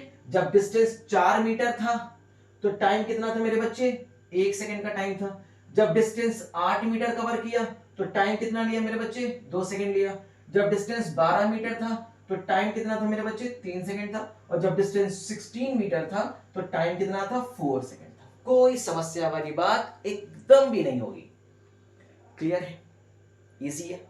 चलो अब देखो, अब हम लोग ग्राफ बनाने जा रहे हैं, ठीक है। जब आप ग्राफ प्लॉट करेंगे डिस्टेंस वर्सेस टाइम के बीच में ग्राफ प्लॉट करने जा रहे हैं। टाइम को हम सेकंड में ले लेते हैं और डिस्टेंस को मीटर में ले लेते हैं। ये हमारा हो गया ओरिजिन, जिसको हम 0 से मार्क कर लेते हैं। एक्स एक्सिस पे जो भी हम डिविजन्स लेते हैं वो इक्वल डिविजन्स लेंगे। इसी तरह से वाई एक्सिस पे जो भी डिविजन्स लेते हैं वो भी हम इक्वल डिविजन्स लेंगे। हमने टाइम को एक्स एक्सिस पे रख दिया है, डिस्टेंस को वाई एक्सिस पे रख दिया है। ऐसा कोई जरूरी नहीं है, फिर से सुनिए, ऐसा कोई जरूरी नहीं है। आप डिस्टेंस को एक्स एक्सिस पे भी ले सकते हो, टाइम को वाई एक्सिस पे भी ले सकते हो, ठीक है। चलो अब एक काम करते हैं। ये हो गया हमारा 1 सेकेंड, 2 सेकेंड, 3 सेकेंड, 4 सेकेंड, 5, 6, 7, ये 7 सेकेंड तक हम लोग ले लेते हैं, ठीक है ना। तो ये हमारा हो गया 1 सेकेंड, 2 सेकेंड, 3 सेकेंड, 4 सेकेंड, 5, 6, 7, और यहाँ पे हम लोग ले लेते हैं, मान लेते हैं 4, मतलब डिस्टेंस इक्वल लेना है, ठीक है ना, 4 8 12 16, तो ये हो गया 4 मीटर 8 मीटर 12 मीटर 16 मीटर का हम लोगों ने वाई एक्सिस पे इक्वल डिविजन्स ले लिया है। कोई समस्या नहीं है, बात तो समझ में आ गई है। अब एक काम करते हैं, ध्यान से समझिएगा।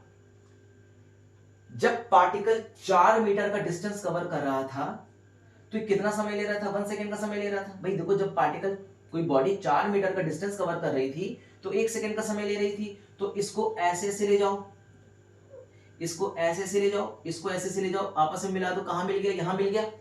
चलो एक पॉइंट मिल गया अपने को, आगे आ जाओ।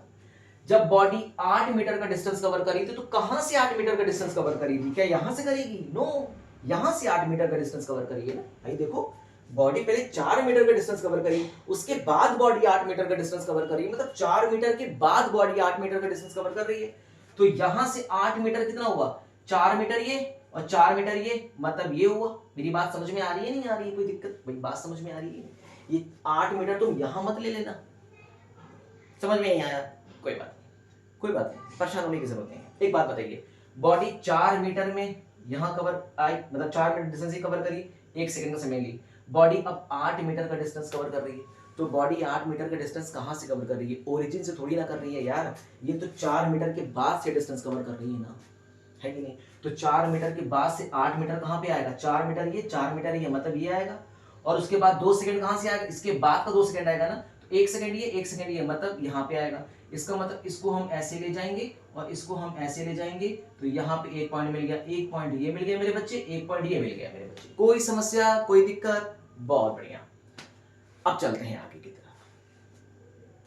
अब बात करते हैं, हालांकि हमें और ऊपर एक्सेस बनाना पड़ेगा, थोड़ा सा हमें वैल्यूज और ऊपर लेनी पड़ेगी, है ना। चलो हम और ऊपर ले लेते हैं, 16 हो गया तो ये 20 हो जाएगा, और हम यहाँ पे ले लेंगे 24 ले लेंगे, है ना। बाकी तो समझ में आ गया, 24 तक ले लेते हैं।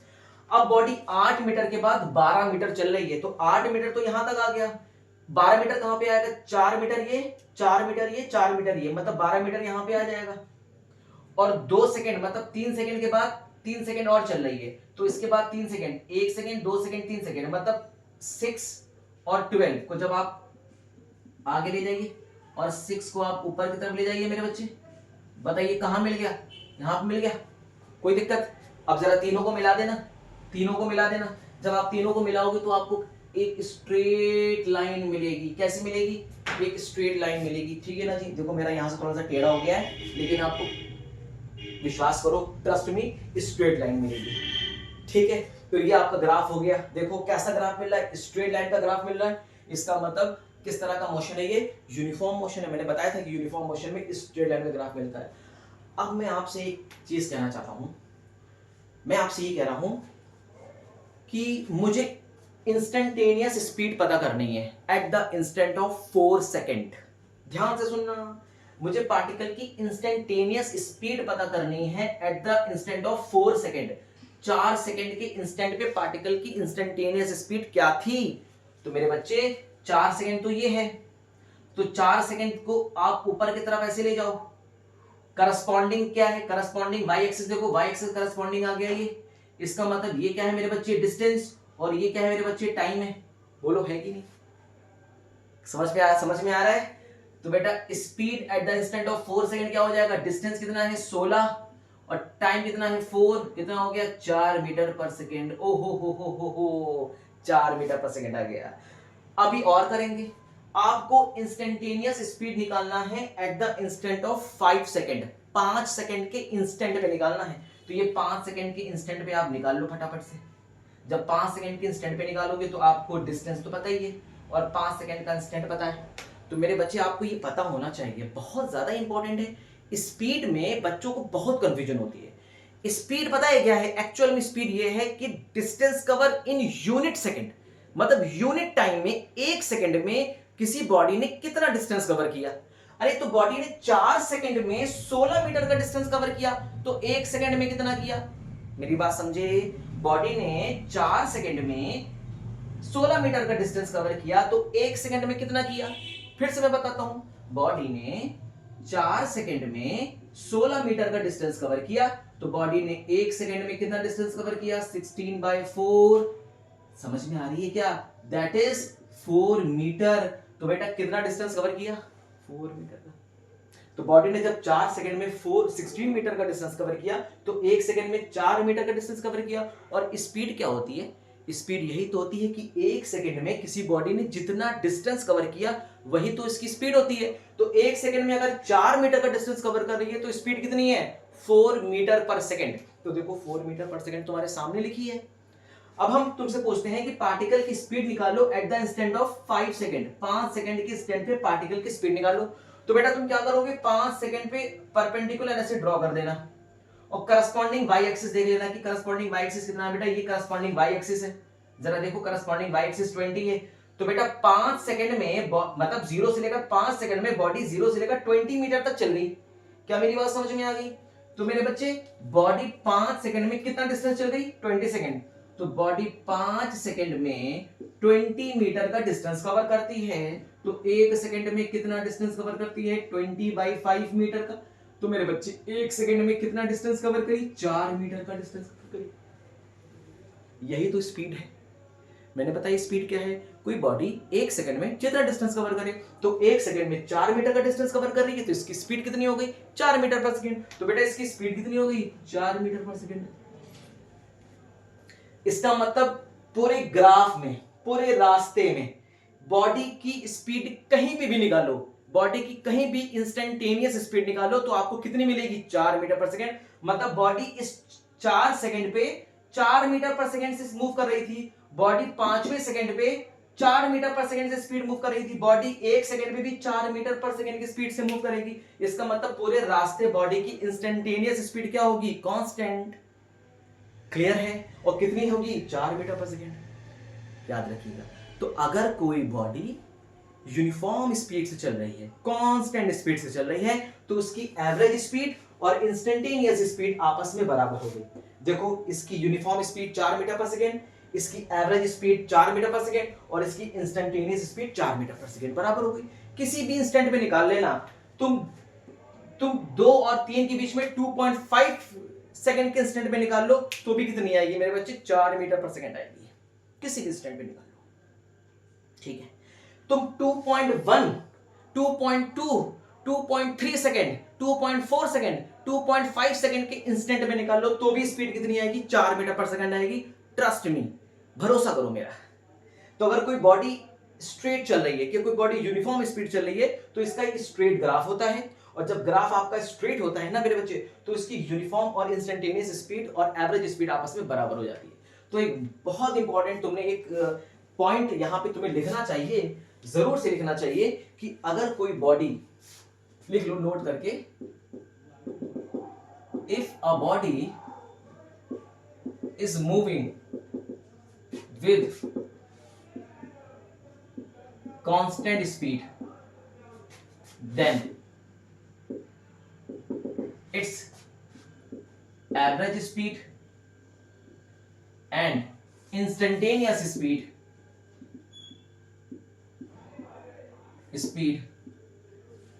both are equal,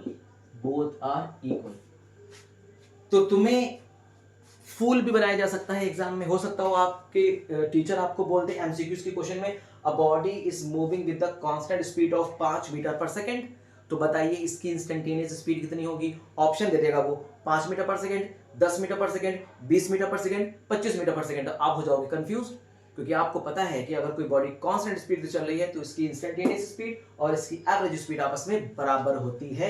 आपने यहाँ पे अच्छी तरीके से देख लिया। होप सो कि यहाँ तक आपको बात बहुत ही बेहतर तरीके से क्लियर हो गई होगी, ठीक है। स्पीड बस इतना याद रखो, 1 सेकंड में total distance covered is called speed. Clear? चलो अब हम लोग चलते हैं आगे की तरफ। अब हम लोग देखते हैं कि अभी तो आपने देखा टाइप्स ऑफ यूनिफॉर्म स्पीड।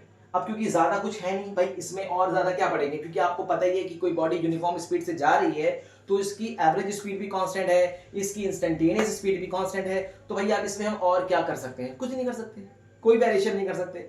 मजा तब आएगा जब हम अब types of non uniform speed पढ़ेंगे। नॉन यूनिफॉर्म स्पीड में एवरेज स्पीड और इंस्टेंटेनियस स्पीड अलग अलग हो जाती है। करके देखते हैं, बने रहिए बस। अब बात करते हैं बेटा types of non uniform speed की। अब नॉन यूनिफॉर्म स्पीड भी दो तरह की होती है, average speed and instantaneous speed. Definition तो सबकी सेम है भैया, सबकी डेफिनेशन सेम है।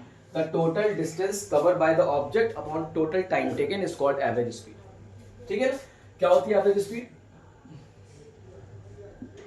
Total distance covered with total time taken, total time taken, बस डेफिनेशन तो सेम है बेटा, डेफिनेशन में कोई अंतर नहीं है। और इंस्टेंटेनियस स्पीड की डेफिनेशन क्या है मेरे बच्चे? The speed of an object at the instant of time, instant of time, किसी पर्टिकुलर टाइम के इंस्टेंट पे उसकी स्पीड कितनी है, that is called instantaneous speed. अब बात करते हैं नॉन यूनिफॉर्म स्पीड की।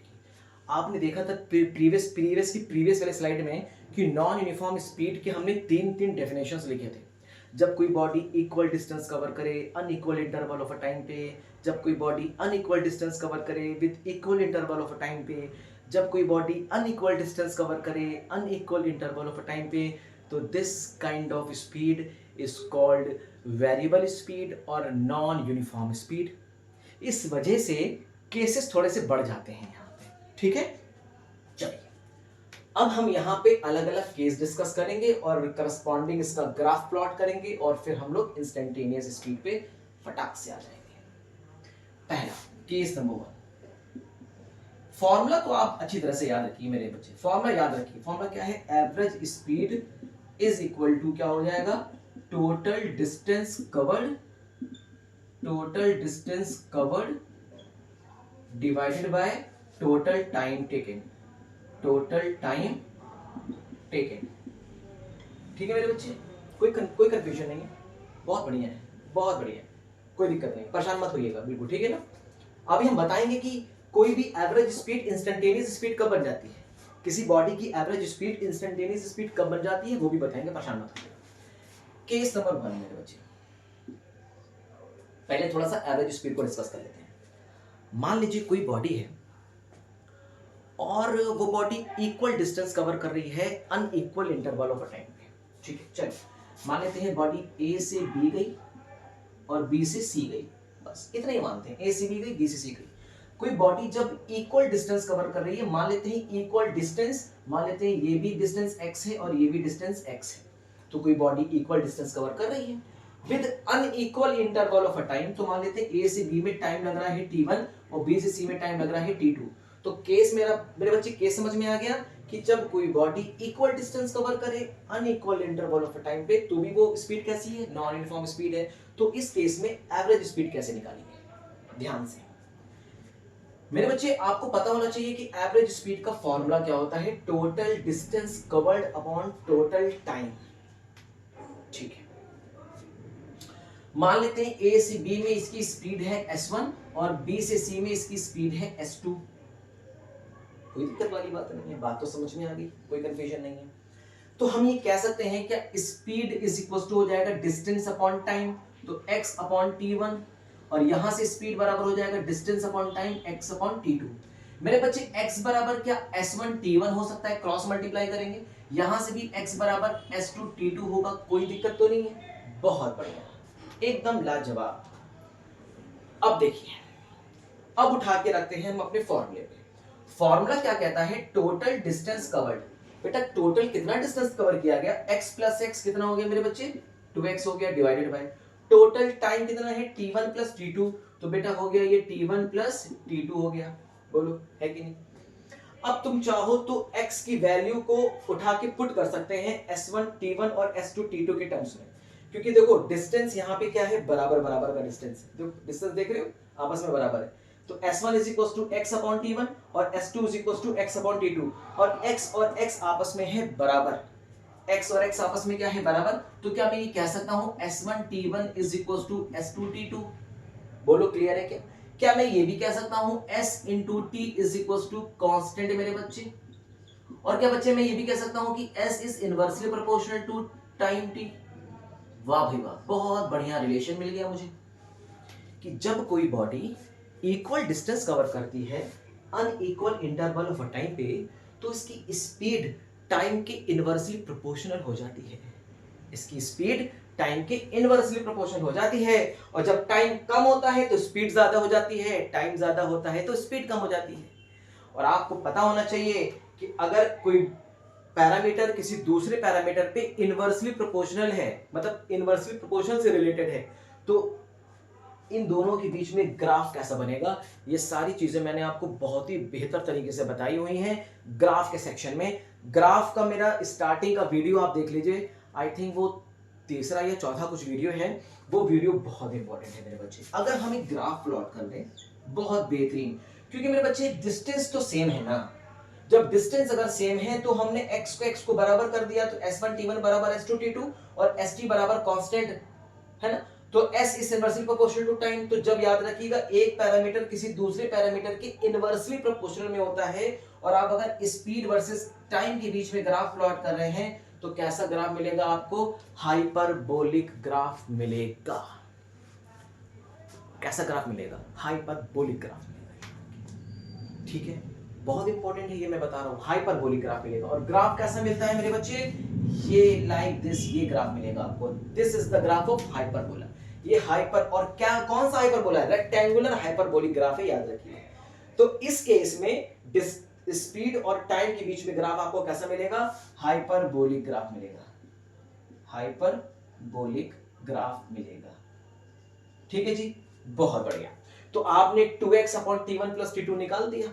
तो अगर मान लीजिए आपको इक्वल डिस्टेंस दिया गया है, अनइक्वल टाइम दिया गया है, तो उठा के वैल्यूज पुट कर दीजिएगा, तो ये आपको क्या निकल जाएगा, एवरेज स्पीड निकाल लेंगे आप बेहतर तरीके से।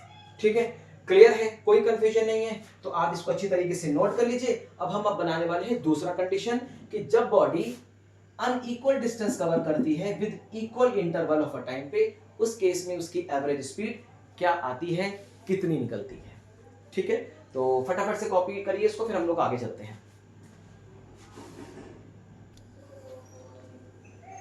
चलिए केस नंबर 2 देखिए मेरे बच्चे, केस नंबर 2 देखिए।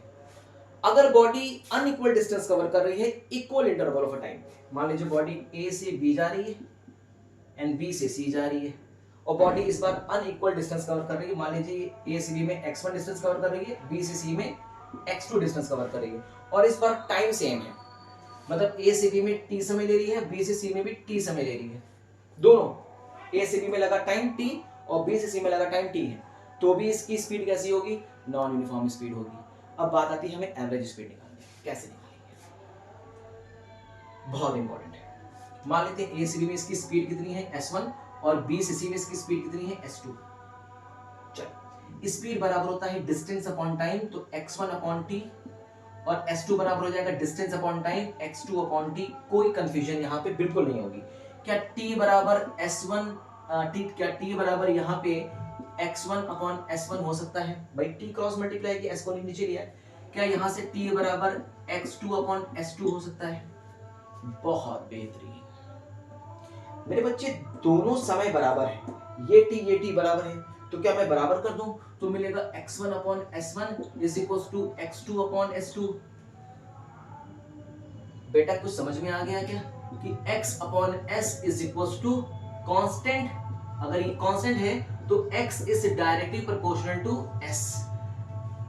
Yes, perfect. अगर कोई बॉडी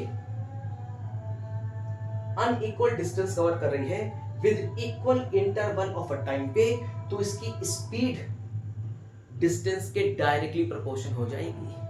इसकी स्पीड डिस्टेंस के डायरेक्टली प्रोपोर्शनल हो जाएगी। इसमें डिस्टेंस और स्पीड एक दूसरे की लीनियरली वेरिएबल है, डायरेक्टली प्रोपोर्शनल है। अगर हम ग्राफ प्लॉट करते हैं स्पीड वर्सेस डिस्टेंस के बीच में, तो हमें कैसा ग्राफ मिलेगा, एक स्ट्रेट लाइन का ग्राफ मिलेगा। आपको पता है जब एक पैरामीटर किसी दूसरे पैरामीटर पे लीनियरली वेरिएबल होता है या डायरेक्टली प्रोपोर्शनल होता है, वो भी लीनियरली वेरिएबल है, तो हमें ग्राफ कैसा मिलता है, एक स्ट्रेट लाइन का ग्राफ मिलता है। बढ़िया, समझ में आ गया।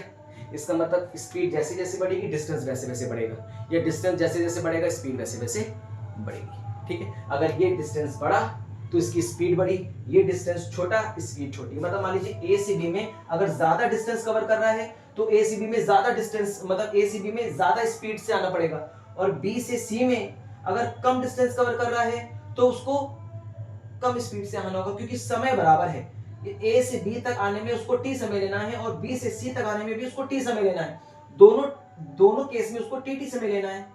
और अगर ये x1 बड़ा है, ये x2 छोटा है, तो यहां से यहां तक की डिस्टेंस को कवर करने के लिए इसको तेज स्पीड से आना पड़ेगा, और बी और सी के बीच की डिस्टेंस कम है और कम डिस्टेंस है तो कम स्पीड से चलेगा। ठीक है, चलिए, तो ये केस याद रखिएगा। अब बात करते हैं कि हमें इसकी निकालना है एवरेज स्पीड। तो मेरे बच्चे, एवरेज स्पीड का फॉर्मूला होता है टोटल डिस्टेंस कवर्ड। तो टोटल कितनी डिस्टेंस है, x1 प्लस x2, तो ये लिख दो x1 प्लस x2 हो गया total distance upon total time. Total time मतलब t plus T 2t, t plus T कितना होता है, 2t होता है। अब आप इसको चाहो तो x1 के टर्म्स में भी लिख सकते हो। आप यहां से देखो, यहां से आप x1 बराबर कितना हो जाएगा, s1 इंटू टी, तो यहां से आप x1 बराबर क्या कर सकते हो, s1 इंटू टी कर सकते हो, प्लस x2 बराबर क्या हो जाएगा, s2 इंटू टी, तो यहां पे लिख दो s2 into T divided by 2 into T. मेरे बच्चे देखो, यहां से टी कॉमन ले लेंगे, इस टी से कैंसिल कर देंगे, तो ये हो जाएगा s1 plus s2 divided by 2। This is the most important relation, ये बहुत इंपॉर्टेंट रिलेशन है। याद रखना कि अगर कोई बॉडी अनइक्वल डिस्टेंस कवर कर रही है with equal interval of a time पे, तो उसकी एवरेज स्पीड क्या होती है, the mean speed between two journey, दोनों जर्नी की मीन स्पीड निकालना आता है ना, हाँ, mean speed of two journey, A से बी तक की जर्नी प्लस बी से सी तक की जर्नी की मीन निकाल दो। तो आप ए से बी तक की स्पीड निकालना, बी से सी तक की स्पीड निकालना और उसका मीन निकाल देना, तो आपको क्या मिल जाएगा, उसकी एवरेज स्पीड मिल जाएगी। तो एवरेज स्पीड आपको समझ में आ गई कैसे निकाली जाती है, क्लियर हो गई बात। कोई कंफ्यूजन अगर हो तो बिल्कुल बता दीजिएगा, कोई दिक्कत नहीं है मेरे बच्चे, ठीक है, बात समझ में आ रही है। तो जिसको फटाफट से कॉपी करिए, बहुत तेजी से कॉपी करिए, अभी मैं आपको क्वेश्चन भी कराऊंगा इसी एवरेज स्पीड पे। देखिए इसमें केसेस काफी बनेंगे, क्योंकि नॉन यूनिफॉर्म की डेफिनेशन भी तीन तरह की है, तो केसेस भी तीन तरह के बनेंगे। चलिए आगे चलें, चलिए अब चलते हैं हम लोग आगे की तरफ, अपना थर्ड केस देखते हैं, बने रहिएगा।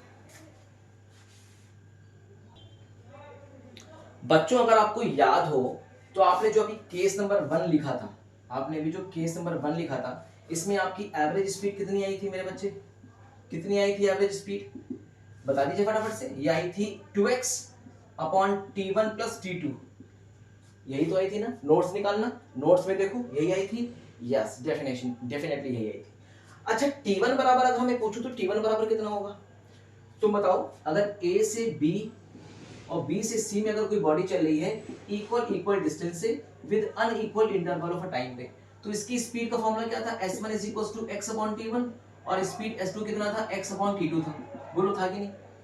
अच्छा क्या मैं यहां से x निकाल सकता हूं, x बराबर हो जाएगा s1 t1, और यहां से x बराबर क्या हो जाएगा, s2 t2 हो जाएगा। इतना तो अपन कर ही सकते हैं, कोई दिक्कत नहीं है, बताएं। अच्छा एक चीज और, हम t1 भी तो निकाल सकते हैं, इसकी जगह पे हम t1 भी निकाल सकते हैं मेरे बच्चे। t1 बराबर क्या हो जाएगा, t1 बराबर हो जाएगा x अपॉन s1, और यहां से t2 बराबर कितना हो जाएगा, x अपॉन s2 हो जाएगा। क्या हम t1 t2 को उठाकर यहाँ पे पुट कर सकते हैं, कर सकते हैं, करके देखो। हम t1 और t2 को उठा के यहाँ पे पुट करेंगे तो ये तो 2x एज इट इज रखेंगे। t1 बराबर क्या है, x अपॉन s1, t2 बराबर क्या है, x अपॉन s2, बोलो क्लियर मेरे बच्चे। क्या मैं x भाई ऊपर है, x नीचे भी है, कॉमन लेकर कैंसिल कर सकते हैं, बिल्कुल, लेकिन हम ऐसे नहीं करेंगे, आपको प्रॉपर तरीके से बताएंगे। देखो यहां से हम s1 s2 को हम ले लेंगे एलसीएम, s1 कैंसिल तो बचेगा s2, तो लिखेंगे x s2 plus s2 cancel, बचेगा x s1, और ये s1 s2 को चला जाएगा ऊपर, तो ये हो जाएगा 2x dot s1 s2 divided by x s2 plus x s1। ठीक है मेरे बच्चे, अब यहां से हम x कॉमन ले लो, तो ये हो जाएगा 2x s1 s2 divided by x common लेंगे, s1 प्लस s2 हो जाएगा। देखो ये x कैंसिल, बचेगा 2 s1 s2 upon s1 plus s2। This is also one of the most important relation जो मैं अभी बताना आपको भूल गया था। तो केस नंबर 1 में ये रिलेशन जरूर से याद रखना कि अगर कोई बॉडी इक्वल डिस्टेंस कवर कर रही है unequal interval of a time पे, उस समय जो इसकी एवरेज स्पीड होगी वो होगी 2s1s2 upon s1 plus s2। यहां पे s1 है the speed from a to b, s2 है speed from b to c। तो a से b की स्पीड निकालो, b से c की स्पीड निकालो, फिर इन दोनों का प्रोडक्ट करके 2 से मल्टीप्लाई कर दो, डिवाइड s1 प्लस s2 कर देना, तो ये निकल जाएगी average speed from a to c। पूरी जर्नी में उसकी एवरेज स्पीड निकल जाएगी 2s1s2 upon s1 plus s2। ठीक है मेरे बच्चे, बात समझ में आ रही है? चलो इसको अच्छी तरह से नोट कर लो, मैं ये बताना भूल गया था, अभी मुझे तुरंत याद आया तो मैंने बता दिया। अच्छी तरह से, बहुत इंपॉर्टेंट केस, इसके बेसिस पे हम लोग खूब ढेर सारे क्वेश्चंस करेंगे, ठीक है ना। अब चलते हैं हम लोग केस नंबर 3 पे, उसमें भी आएंगे, परेशान मत होइए, उस पे भी आएंगे। अच्छा, एवरेज स्पीड के अलग अलग फॉर्मेट के न्यूमेरिकल्स भी आते हैं, अलग अलग फॉर्मेट के न्यूमेरिकल्स होते हैं, हर फॉर्मेट के न्यूमेरिकल्स करेंगे, रिलैक्स, परेशान नहीं होइएगा। केस नंबर 3 में मानते हैं कि अगर कोई बॉडी अनइक्वल डिस्टेंस कवर कर रही है with unequal interval of a time, जैसे कि एग्जांपल के तौर पे मान लीजिए बॉडी ए से बी गई और बी से सी गई, ये ए से बी तक जाने में x1 डिस्टेंस ले रही है, बी से सी तक जाने में x2 डिस्टेंस ले रही है, और ए से बी तक जाने में समय ले रही है t1, बी से सी तक जाने में समय ले रही है t2। अब इस बार डिस्टेंस भी अनइक्वल है और टाइम भी अनइक्वल है, तो भैया निकाल लो फटाफट से। तो टोटल डिस्टेंस क्या हो जाएगा? टोटल डिस्टेंस हो जाएगा x1 plus x2 divided by total time क्या हो जाएगा? t1 plus t2। बस कुछ नहीं करना है, छोड़ दो, इतने में कोई दिक्कत नहीं है, इतने भी छोड़ सकते हैं। लेकिन आपको पता होना चाहिए जब बॉडी ए से बी जाएगी तो इसकी स्पीड कितनी होगी? s1, और स्पीड बराबर होता है डिस्टेंस अपॉन टाइम, तो x1 अपॉन t1। इसी तरह जब बॉडी बी से सी जाएगी तो इसकी स्पीड कितनी होगी? s2 और x2 अपॉन t2। ठीक है ना, क्लियर है? अब आप यहाँ पे एक बहुत इंपॉर्टेंट चीज क्या ऑब्जर्व कर रहे हो कि बॉडी की जो नॉन यूनिफॉर्म स्पीड होती है ना, वो बॉडी की एवरेज स्पीड से एंटायरली डिफरेंट होती है, एंटायरली डिफरेंट होती है, बिल्कुल पूरी तरीके से डिफरेंट होती है। किसी बॉडी की जो नॉन यूनिफॉर्म स्पीड होगी, बॉडी की एवरेज स्पीड से क्या होगी? पूरी तरीके से अलग होगी। ठीक है, समझ में आ गया? तो अब हम लोग एक काम करते हैं, अब हम लोग आ जाते हैं इंस्टेंटेनियस स्पीड पे, और एक न्यूमेरिकल करके मैं आपको बता भी दूंगा और दिखा भी दूंगा। ठीक है, चलिए अब बात करते हैं इंस्टेंटेनियस स्पीड पे। अब बॉडी की जो इंस्टेंटेनियस स्पीड होगी ना, वो कैसी होगी? किसी इंस्टेंट पे जो होगी वो स्पीड को क्या कहते हैं? हम इंस्टेंटेनियस स्पीड कहते हैं। एवरेज स्पीड समझ में आ गई बात। अब देखिए इंस्टेंटेनियस स्पीड। अब भाई एक बात बताइए, डिस्टेंस वर्सेस टाइम का ग्राफ नॉन यूनिफॉर्म के केस में कई ग्राफ बन सकते हैं, जैसे कि एक ग्राफ देखिए, मान लीजिए डिस्टेंस वर्सेस टाइम के बीच में ग्राफ बना रहे हैं, वो भी कौन सा केस है? नॉन यूनिफॉर्म का केस है। मान लीजिए ग्राफ आपका ये जा रहा है, मान लीजिए आप एक ग्राफ बना रहे हैं डिस्टेंस वर्सेस टाइम के बीच में, और मान लीजिए एक ग्राफ आपका ये जा रहा है, मान लीजिए आप डिस्टेंस वर्सेस टाइम का ग्राफ बना रहे हैं, और मान लीजिए एक ग्राफ आपका जा रहा है, लेट इट बी ये ग्राफ जा रहा है, मान लीजिए बहुत ढेर सारे ग्राफ बन सकते हैं, कोई दिक्कत नहीं है, क्लियर है? मान लीजिए एक ग्राफ आप कुछ इस तरह से बना रहे हैं, डिस्टेंस वर्सेस टाइम ग्राफ का, लाइक दिस। देखो हर तरह का ग्राफ अलग है। ये ग्राफ कौन सा मोशन शो कर रहा है? बॉडी का नॉन यूनिफॉर्म स्पीड से बॉडी चल रही, कोई बॉडी नॉन यूनिफॉर्म स्पीड चल रही, तो किसी भी तरह के ग्राफ बन सकते हैं। अब बात करते हैं इंस्टेंटेनियस स्पीड क्या होगी। तो एक बात बताओ यार, अगर किसी बॉडी की इस पॉइंट पर अगर हमें स्पीड निकालनी हो तो करस्पॉन्डिंग हम ये लाइन खींचेंगे, हम ये डिस्टेंस निकालेंगे। अगर किसी बॉडी की हमें यहाँ पे इंस्टेंटेनियस स्पीड चाहिए तो हम बॉडी का यहाँ पे अगर परपेंडिकुलर ड्रॉ करेंगे, हम यहाँ की डिस्टेंस निकालेंगे, स्पीड निकालेंगे।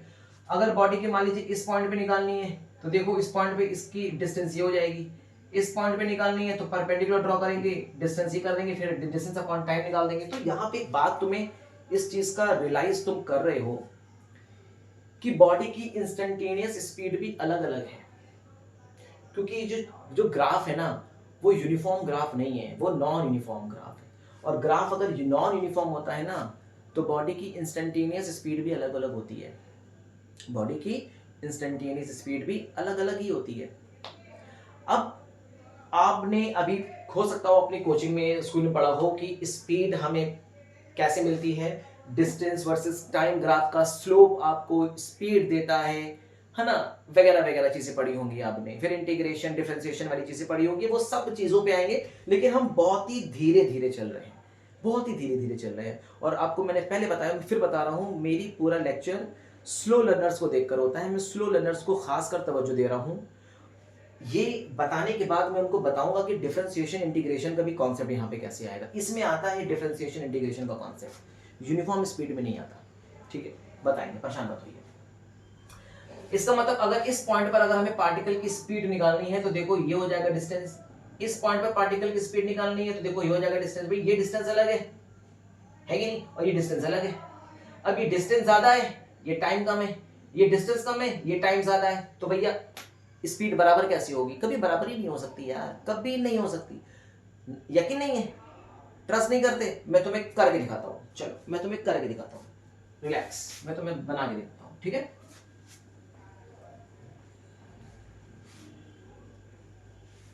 चलिए हम लोग एक नॉन यूनिफॉर्म स्पीड का ग्राफ बनाने जा रहे हैं, बहुत ध्यान से देखिएगा। ठीक है मेरे बच्चे, चलिए मान लीजिए एक बॉडी है, ए से बी जाती है, बी से सी जाती है और फाइनली सी से डी चली जाती है। कोई बॉडी जब ए से बी जाती है तो वो मान लेते हैं कि वो डिस्टेंस कवर कर रही है 4 मीटर की डिस्टेंस कवर कर रही है, और ये कितना टाइम ले रही है? लेट इट बी, मान लेते हैं 1 सेकंड का समय ले रही है, 1 सेकंड का समय ले रही है। फिर बॉडी बी से सी जा रही है, बॉडी कहां जा रही है? बी से सी जा रही है, मान लेते हैं वो 5 मीटर का डिस्टेंस कवर कर रही है और 1 सेकंड का समय ले रही है। फिर बॉडी सी से डी जाती है, 6 मीटर का डिस्टेंस कवर करती है और समय लेती है 1 सेकंड का। तो एक थोड़ा सा काम करते हैं, डिस्टेंस को कम ले ले, मतलब ग्राफ बहुत बड़ा बनाना पड़ेगा ना, थोड़ा डिस्टेंस को हम कम लेते हैं, मतलब ग्राफ बहुत बड़ा बनाना पड़ेगा। चलो यहाँ पे हम ले लेते हैं 2 मीटर, यहाँ पे ले लेते हैं 3 मीटर और यहाँ पे ले लेते हैं 4 मीटर। बात तो समझ में आ गई कि बॉडी ए से बी गई 2 मीटर, बी से सी गई 3 मीटर, सी से डी गई 4 मीटर, मतलब ये नॉन यूनिफॉर्म स्पीड का केस है। ग्राफ बनाते हैं बच्चे। चलो आप ऐसे क्या करते हो, एक आप टेबल बनाते हो, है ना जी, यहाँ लिखते हो डिस्टेंस, यहाँ पे लिखते हो टाइम। चलो जी, जब वो 2 मीटर का डिस्टेंस कवर कर रही थी तो टाइम कितना ले रही थी? 1 सेकंड।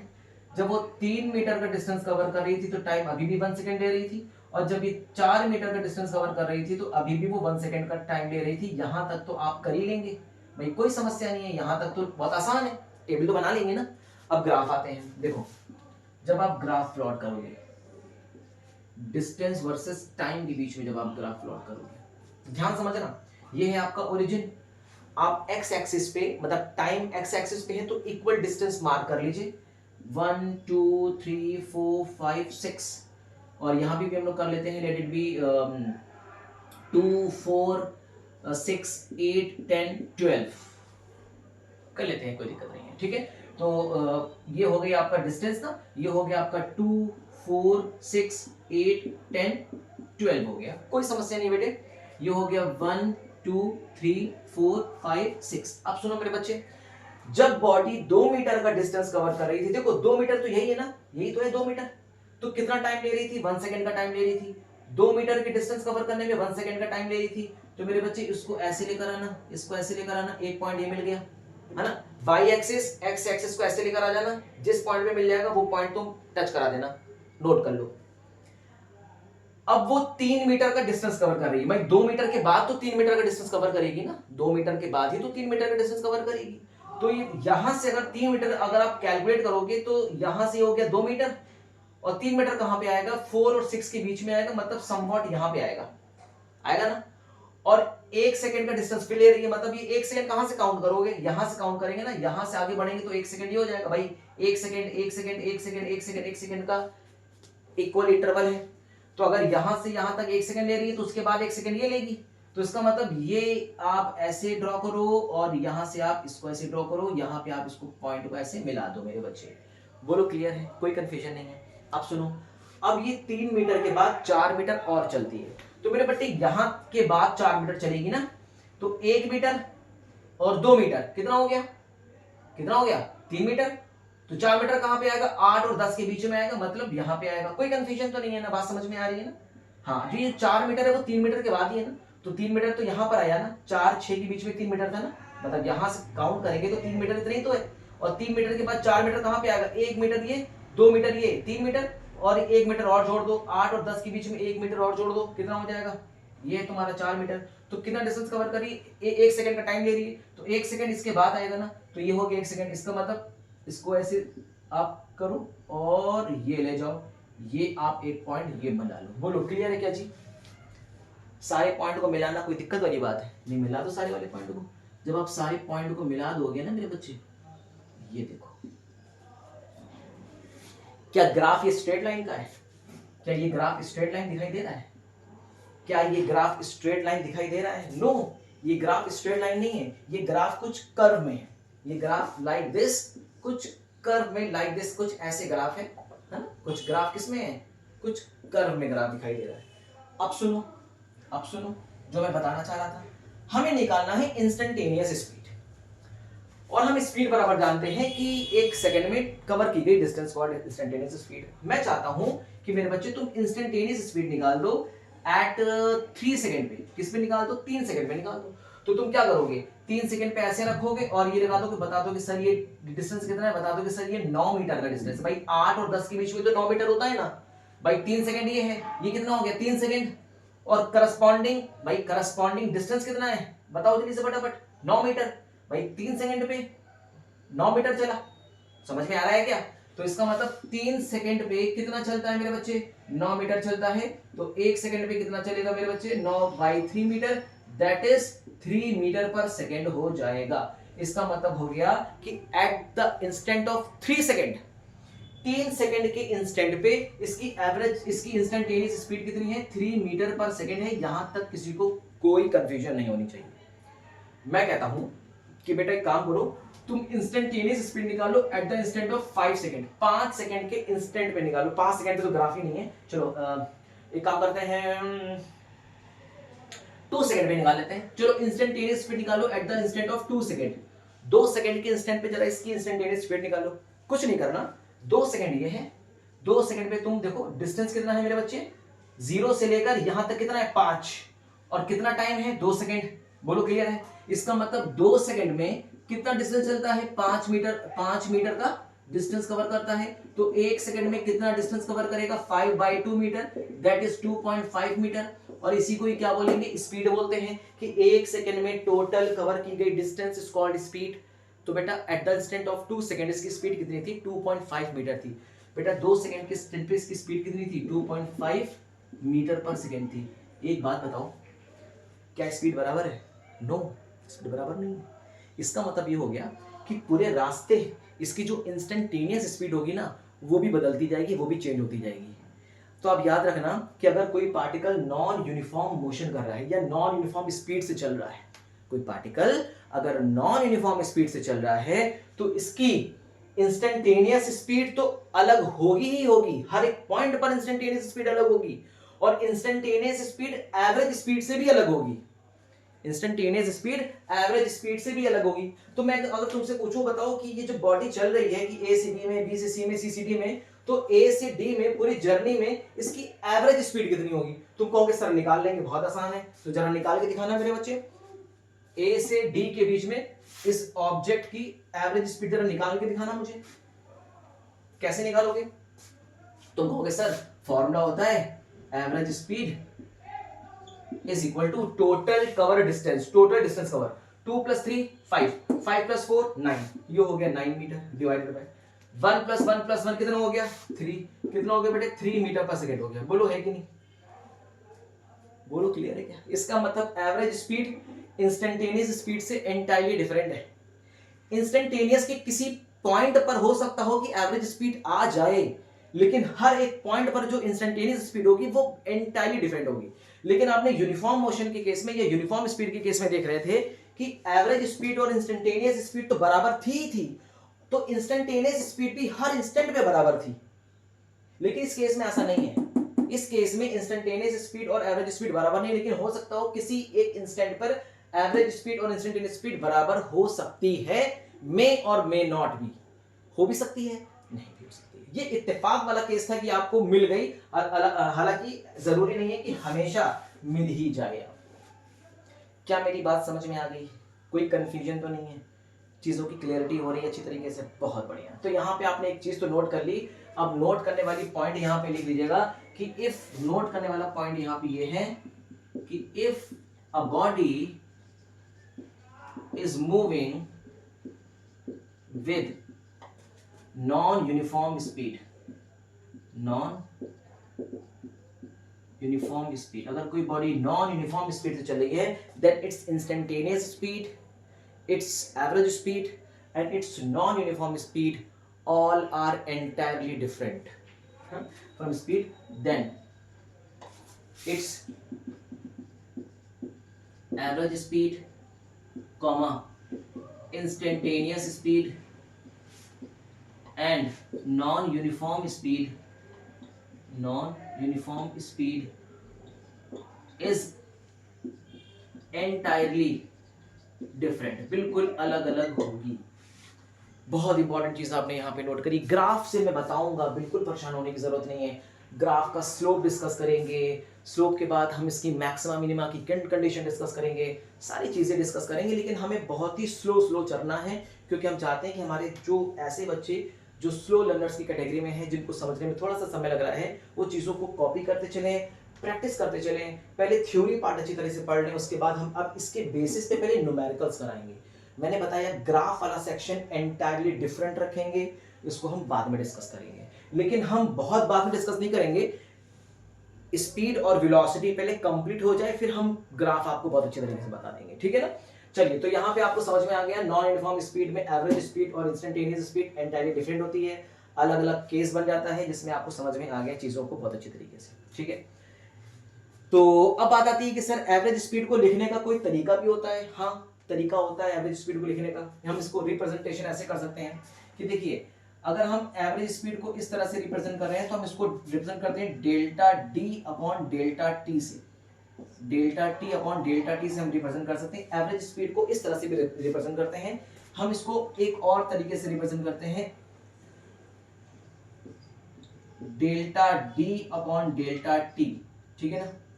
ये हो गया एवरेज स्पीड का रिप्रेजेंटेशन, ठीक है जी। बात समझ में आ गया सर, बहुत बढ़िया, चीजें क्लियर हो गई अच्छी तरीके से।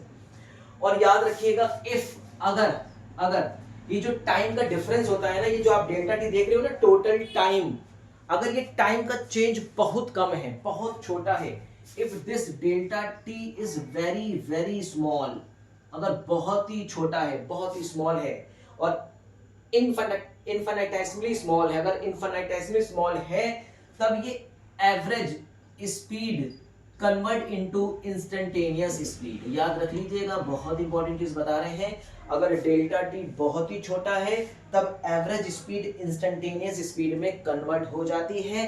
फिर उस केस में हम इंस्टेंटेनियस स्पीड को लिखते हैं INST_D। अब क्योंकि देखिए यहाँ पे डिस्टेंस को आपने ऑलरेडी डी से डिनोट कर दिया है, तो ये मामला गड़बड़ा जा सकता है। अब डिस्टेंस को हम किसी और से डिनोट कर लें, एक्स से डिनोट कर लें डिस्टेंस को। चलो, डिस्टेंस को एक्स से डिनोट कर लेते हैं ना, वरना फिर डिफरेंशिएशन में दिक्कत हो जाएगी ना। इसको हम एक्स से डिनोट कर लें, कोई समस्या नहीं है ना।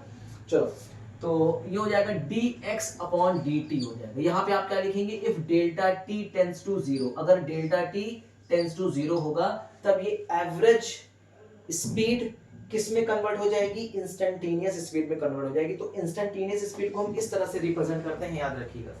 कैसे रिप्रेजेंट करेंगे इंस्टेंटेनियस स्पीड को, s instantaneous is equals to dx upon dt, और इसे बोलते हैं फंक्शन।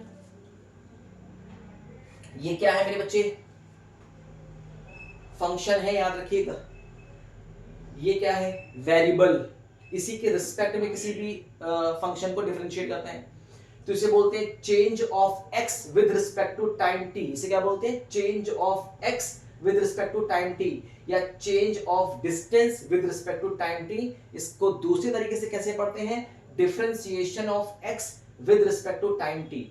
टाइम t के रिस्पेक्ट में x का डिफरेंशिएशन, या कह सकते हैं कि कोई भी डिस्टेंस पर यूनिट सेकंड में कितना चेंज हो रही है। तो what is the instantaneous speed, instantaneous speed कहलाती है कि पर यूनिट सेकंड में डिस्टेंस कितना चेंज हो रहा है ना, change in distance upon time. Clear है। तो इसको अच्छी तरह से कॉपी करिएगा। हम डिफरेंशिएशन, इंटीग्रेशन बहुत अच्छी तरीके से यहाँ पे डिस्कस करेंगे, परेशान मत होइए। अभी यहाँ पे चीजें खत्म नहीं हुई हैं। अब इसी एवरेज स्पीड और इंस्टेंटेनियस स्पीड, मतलब नॉन यूनिफॉर्म स्पीड का हम सेकंड पार्ट लेकर आएंगे, जिसमें हम ग्राफ को भी इंट्रोड्यूस करेंगे और इंपॉर्टेंट न्यूमेरिकल्स भी करेंगे। पहले स्पीड के पार्ट को खत्म करेंगे, फिर वेलोसिटी भी आएंगे, ठीक है बच्चे। तो यहाँ पे हम आज की क्लास को करते हैं खत्म। पढ़ाई करते रहिए, तैयारी करते रहिए। All the very best.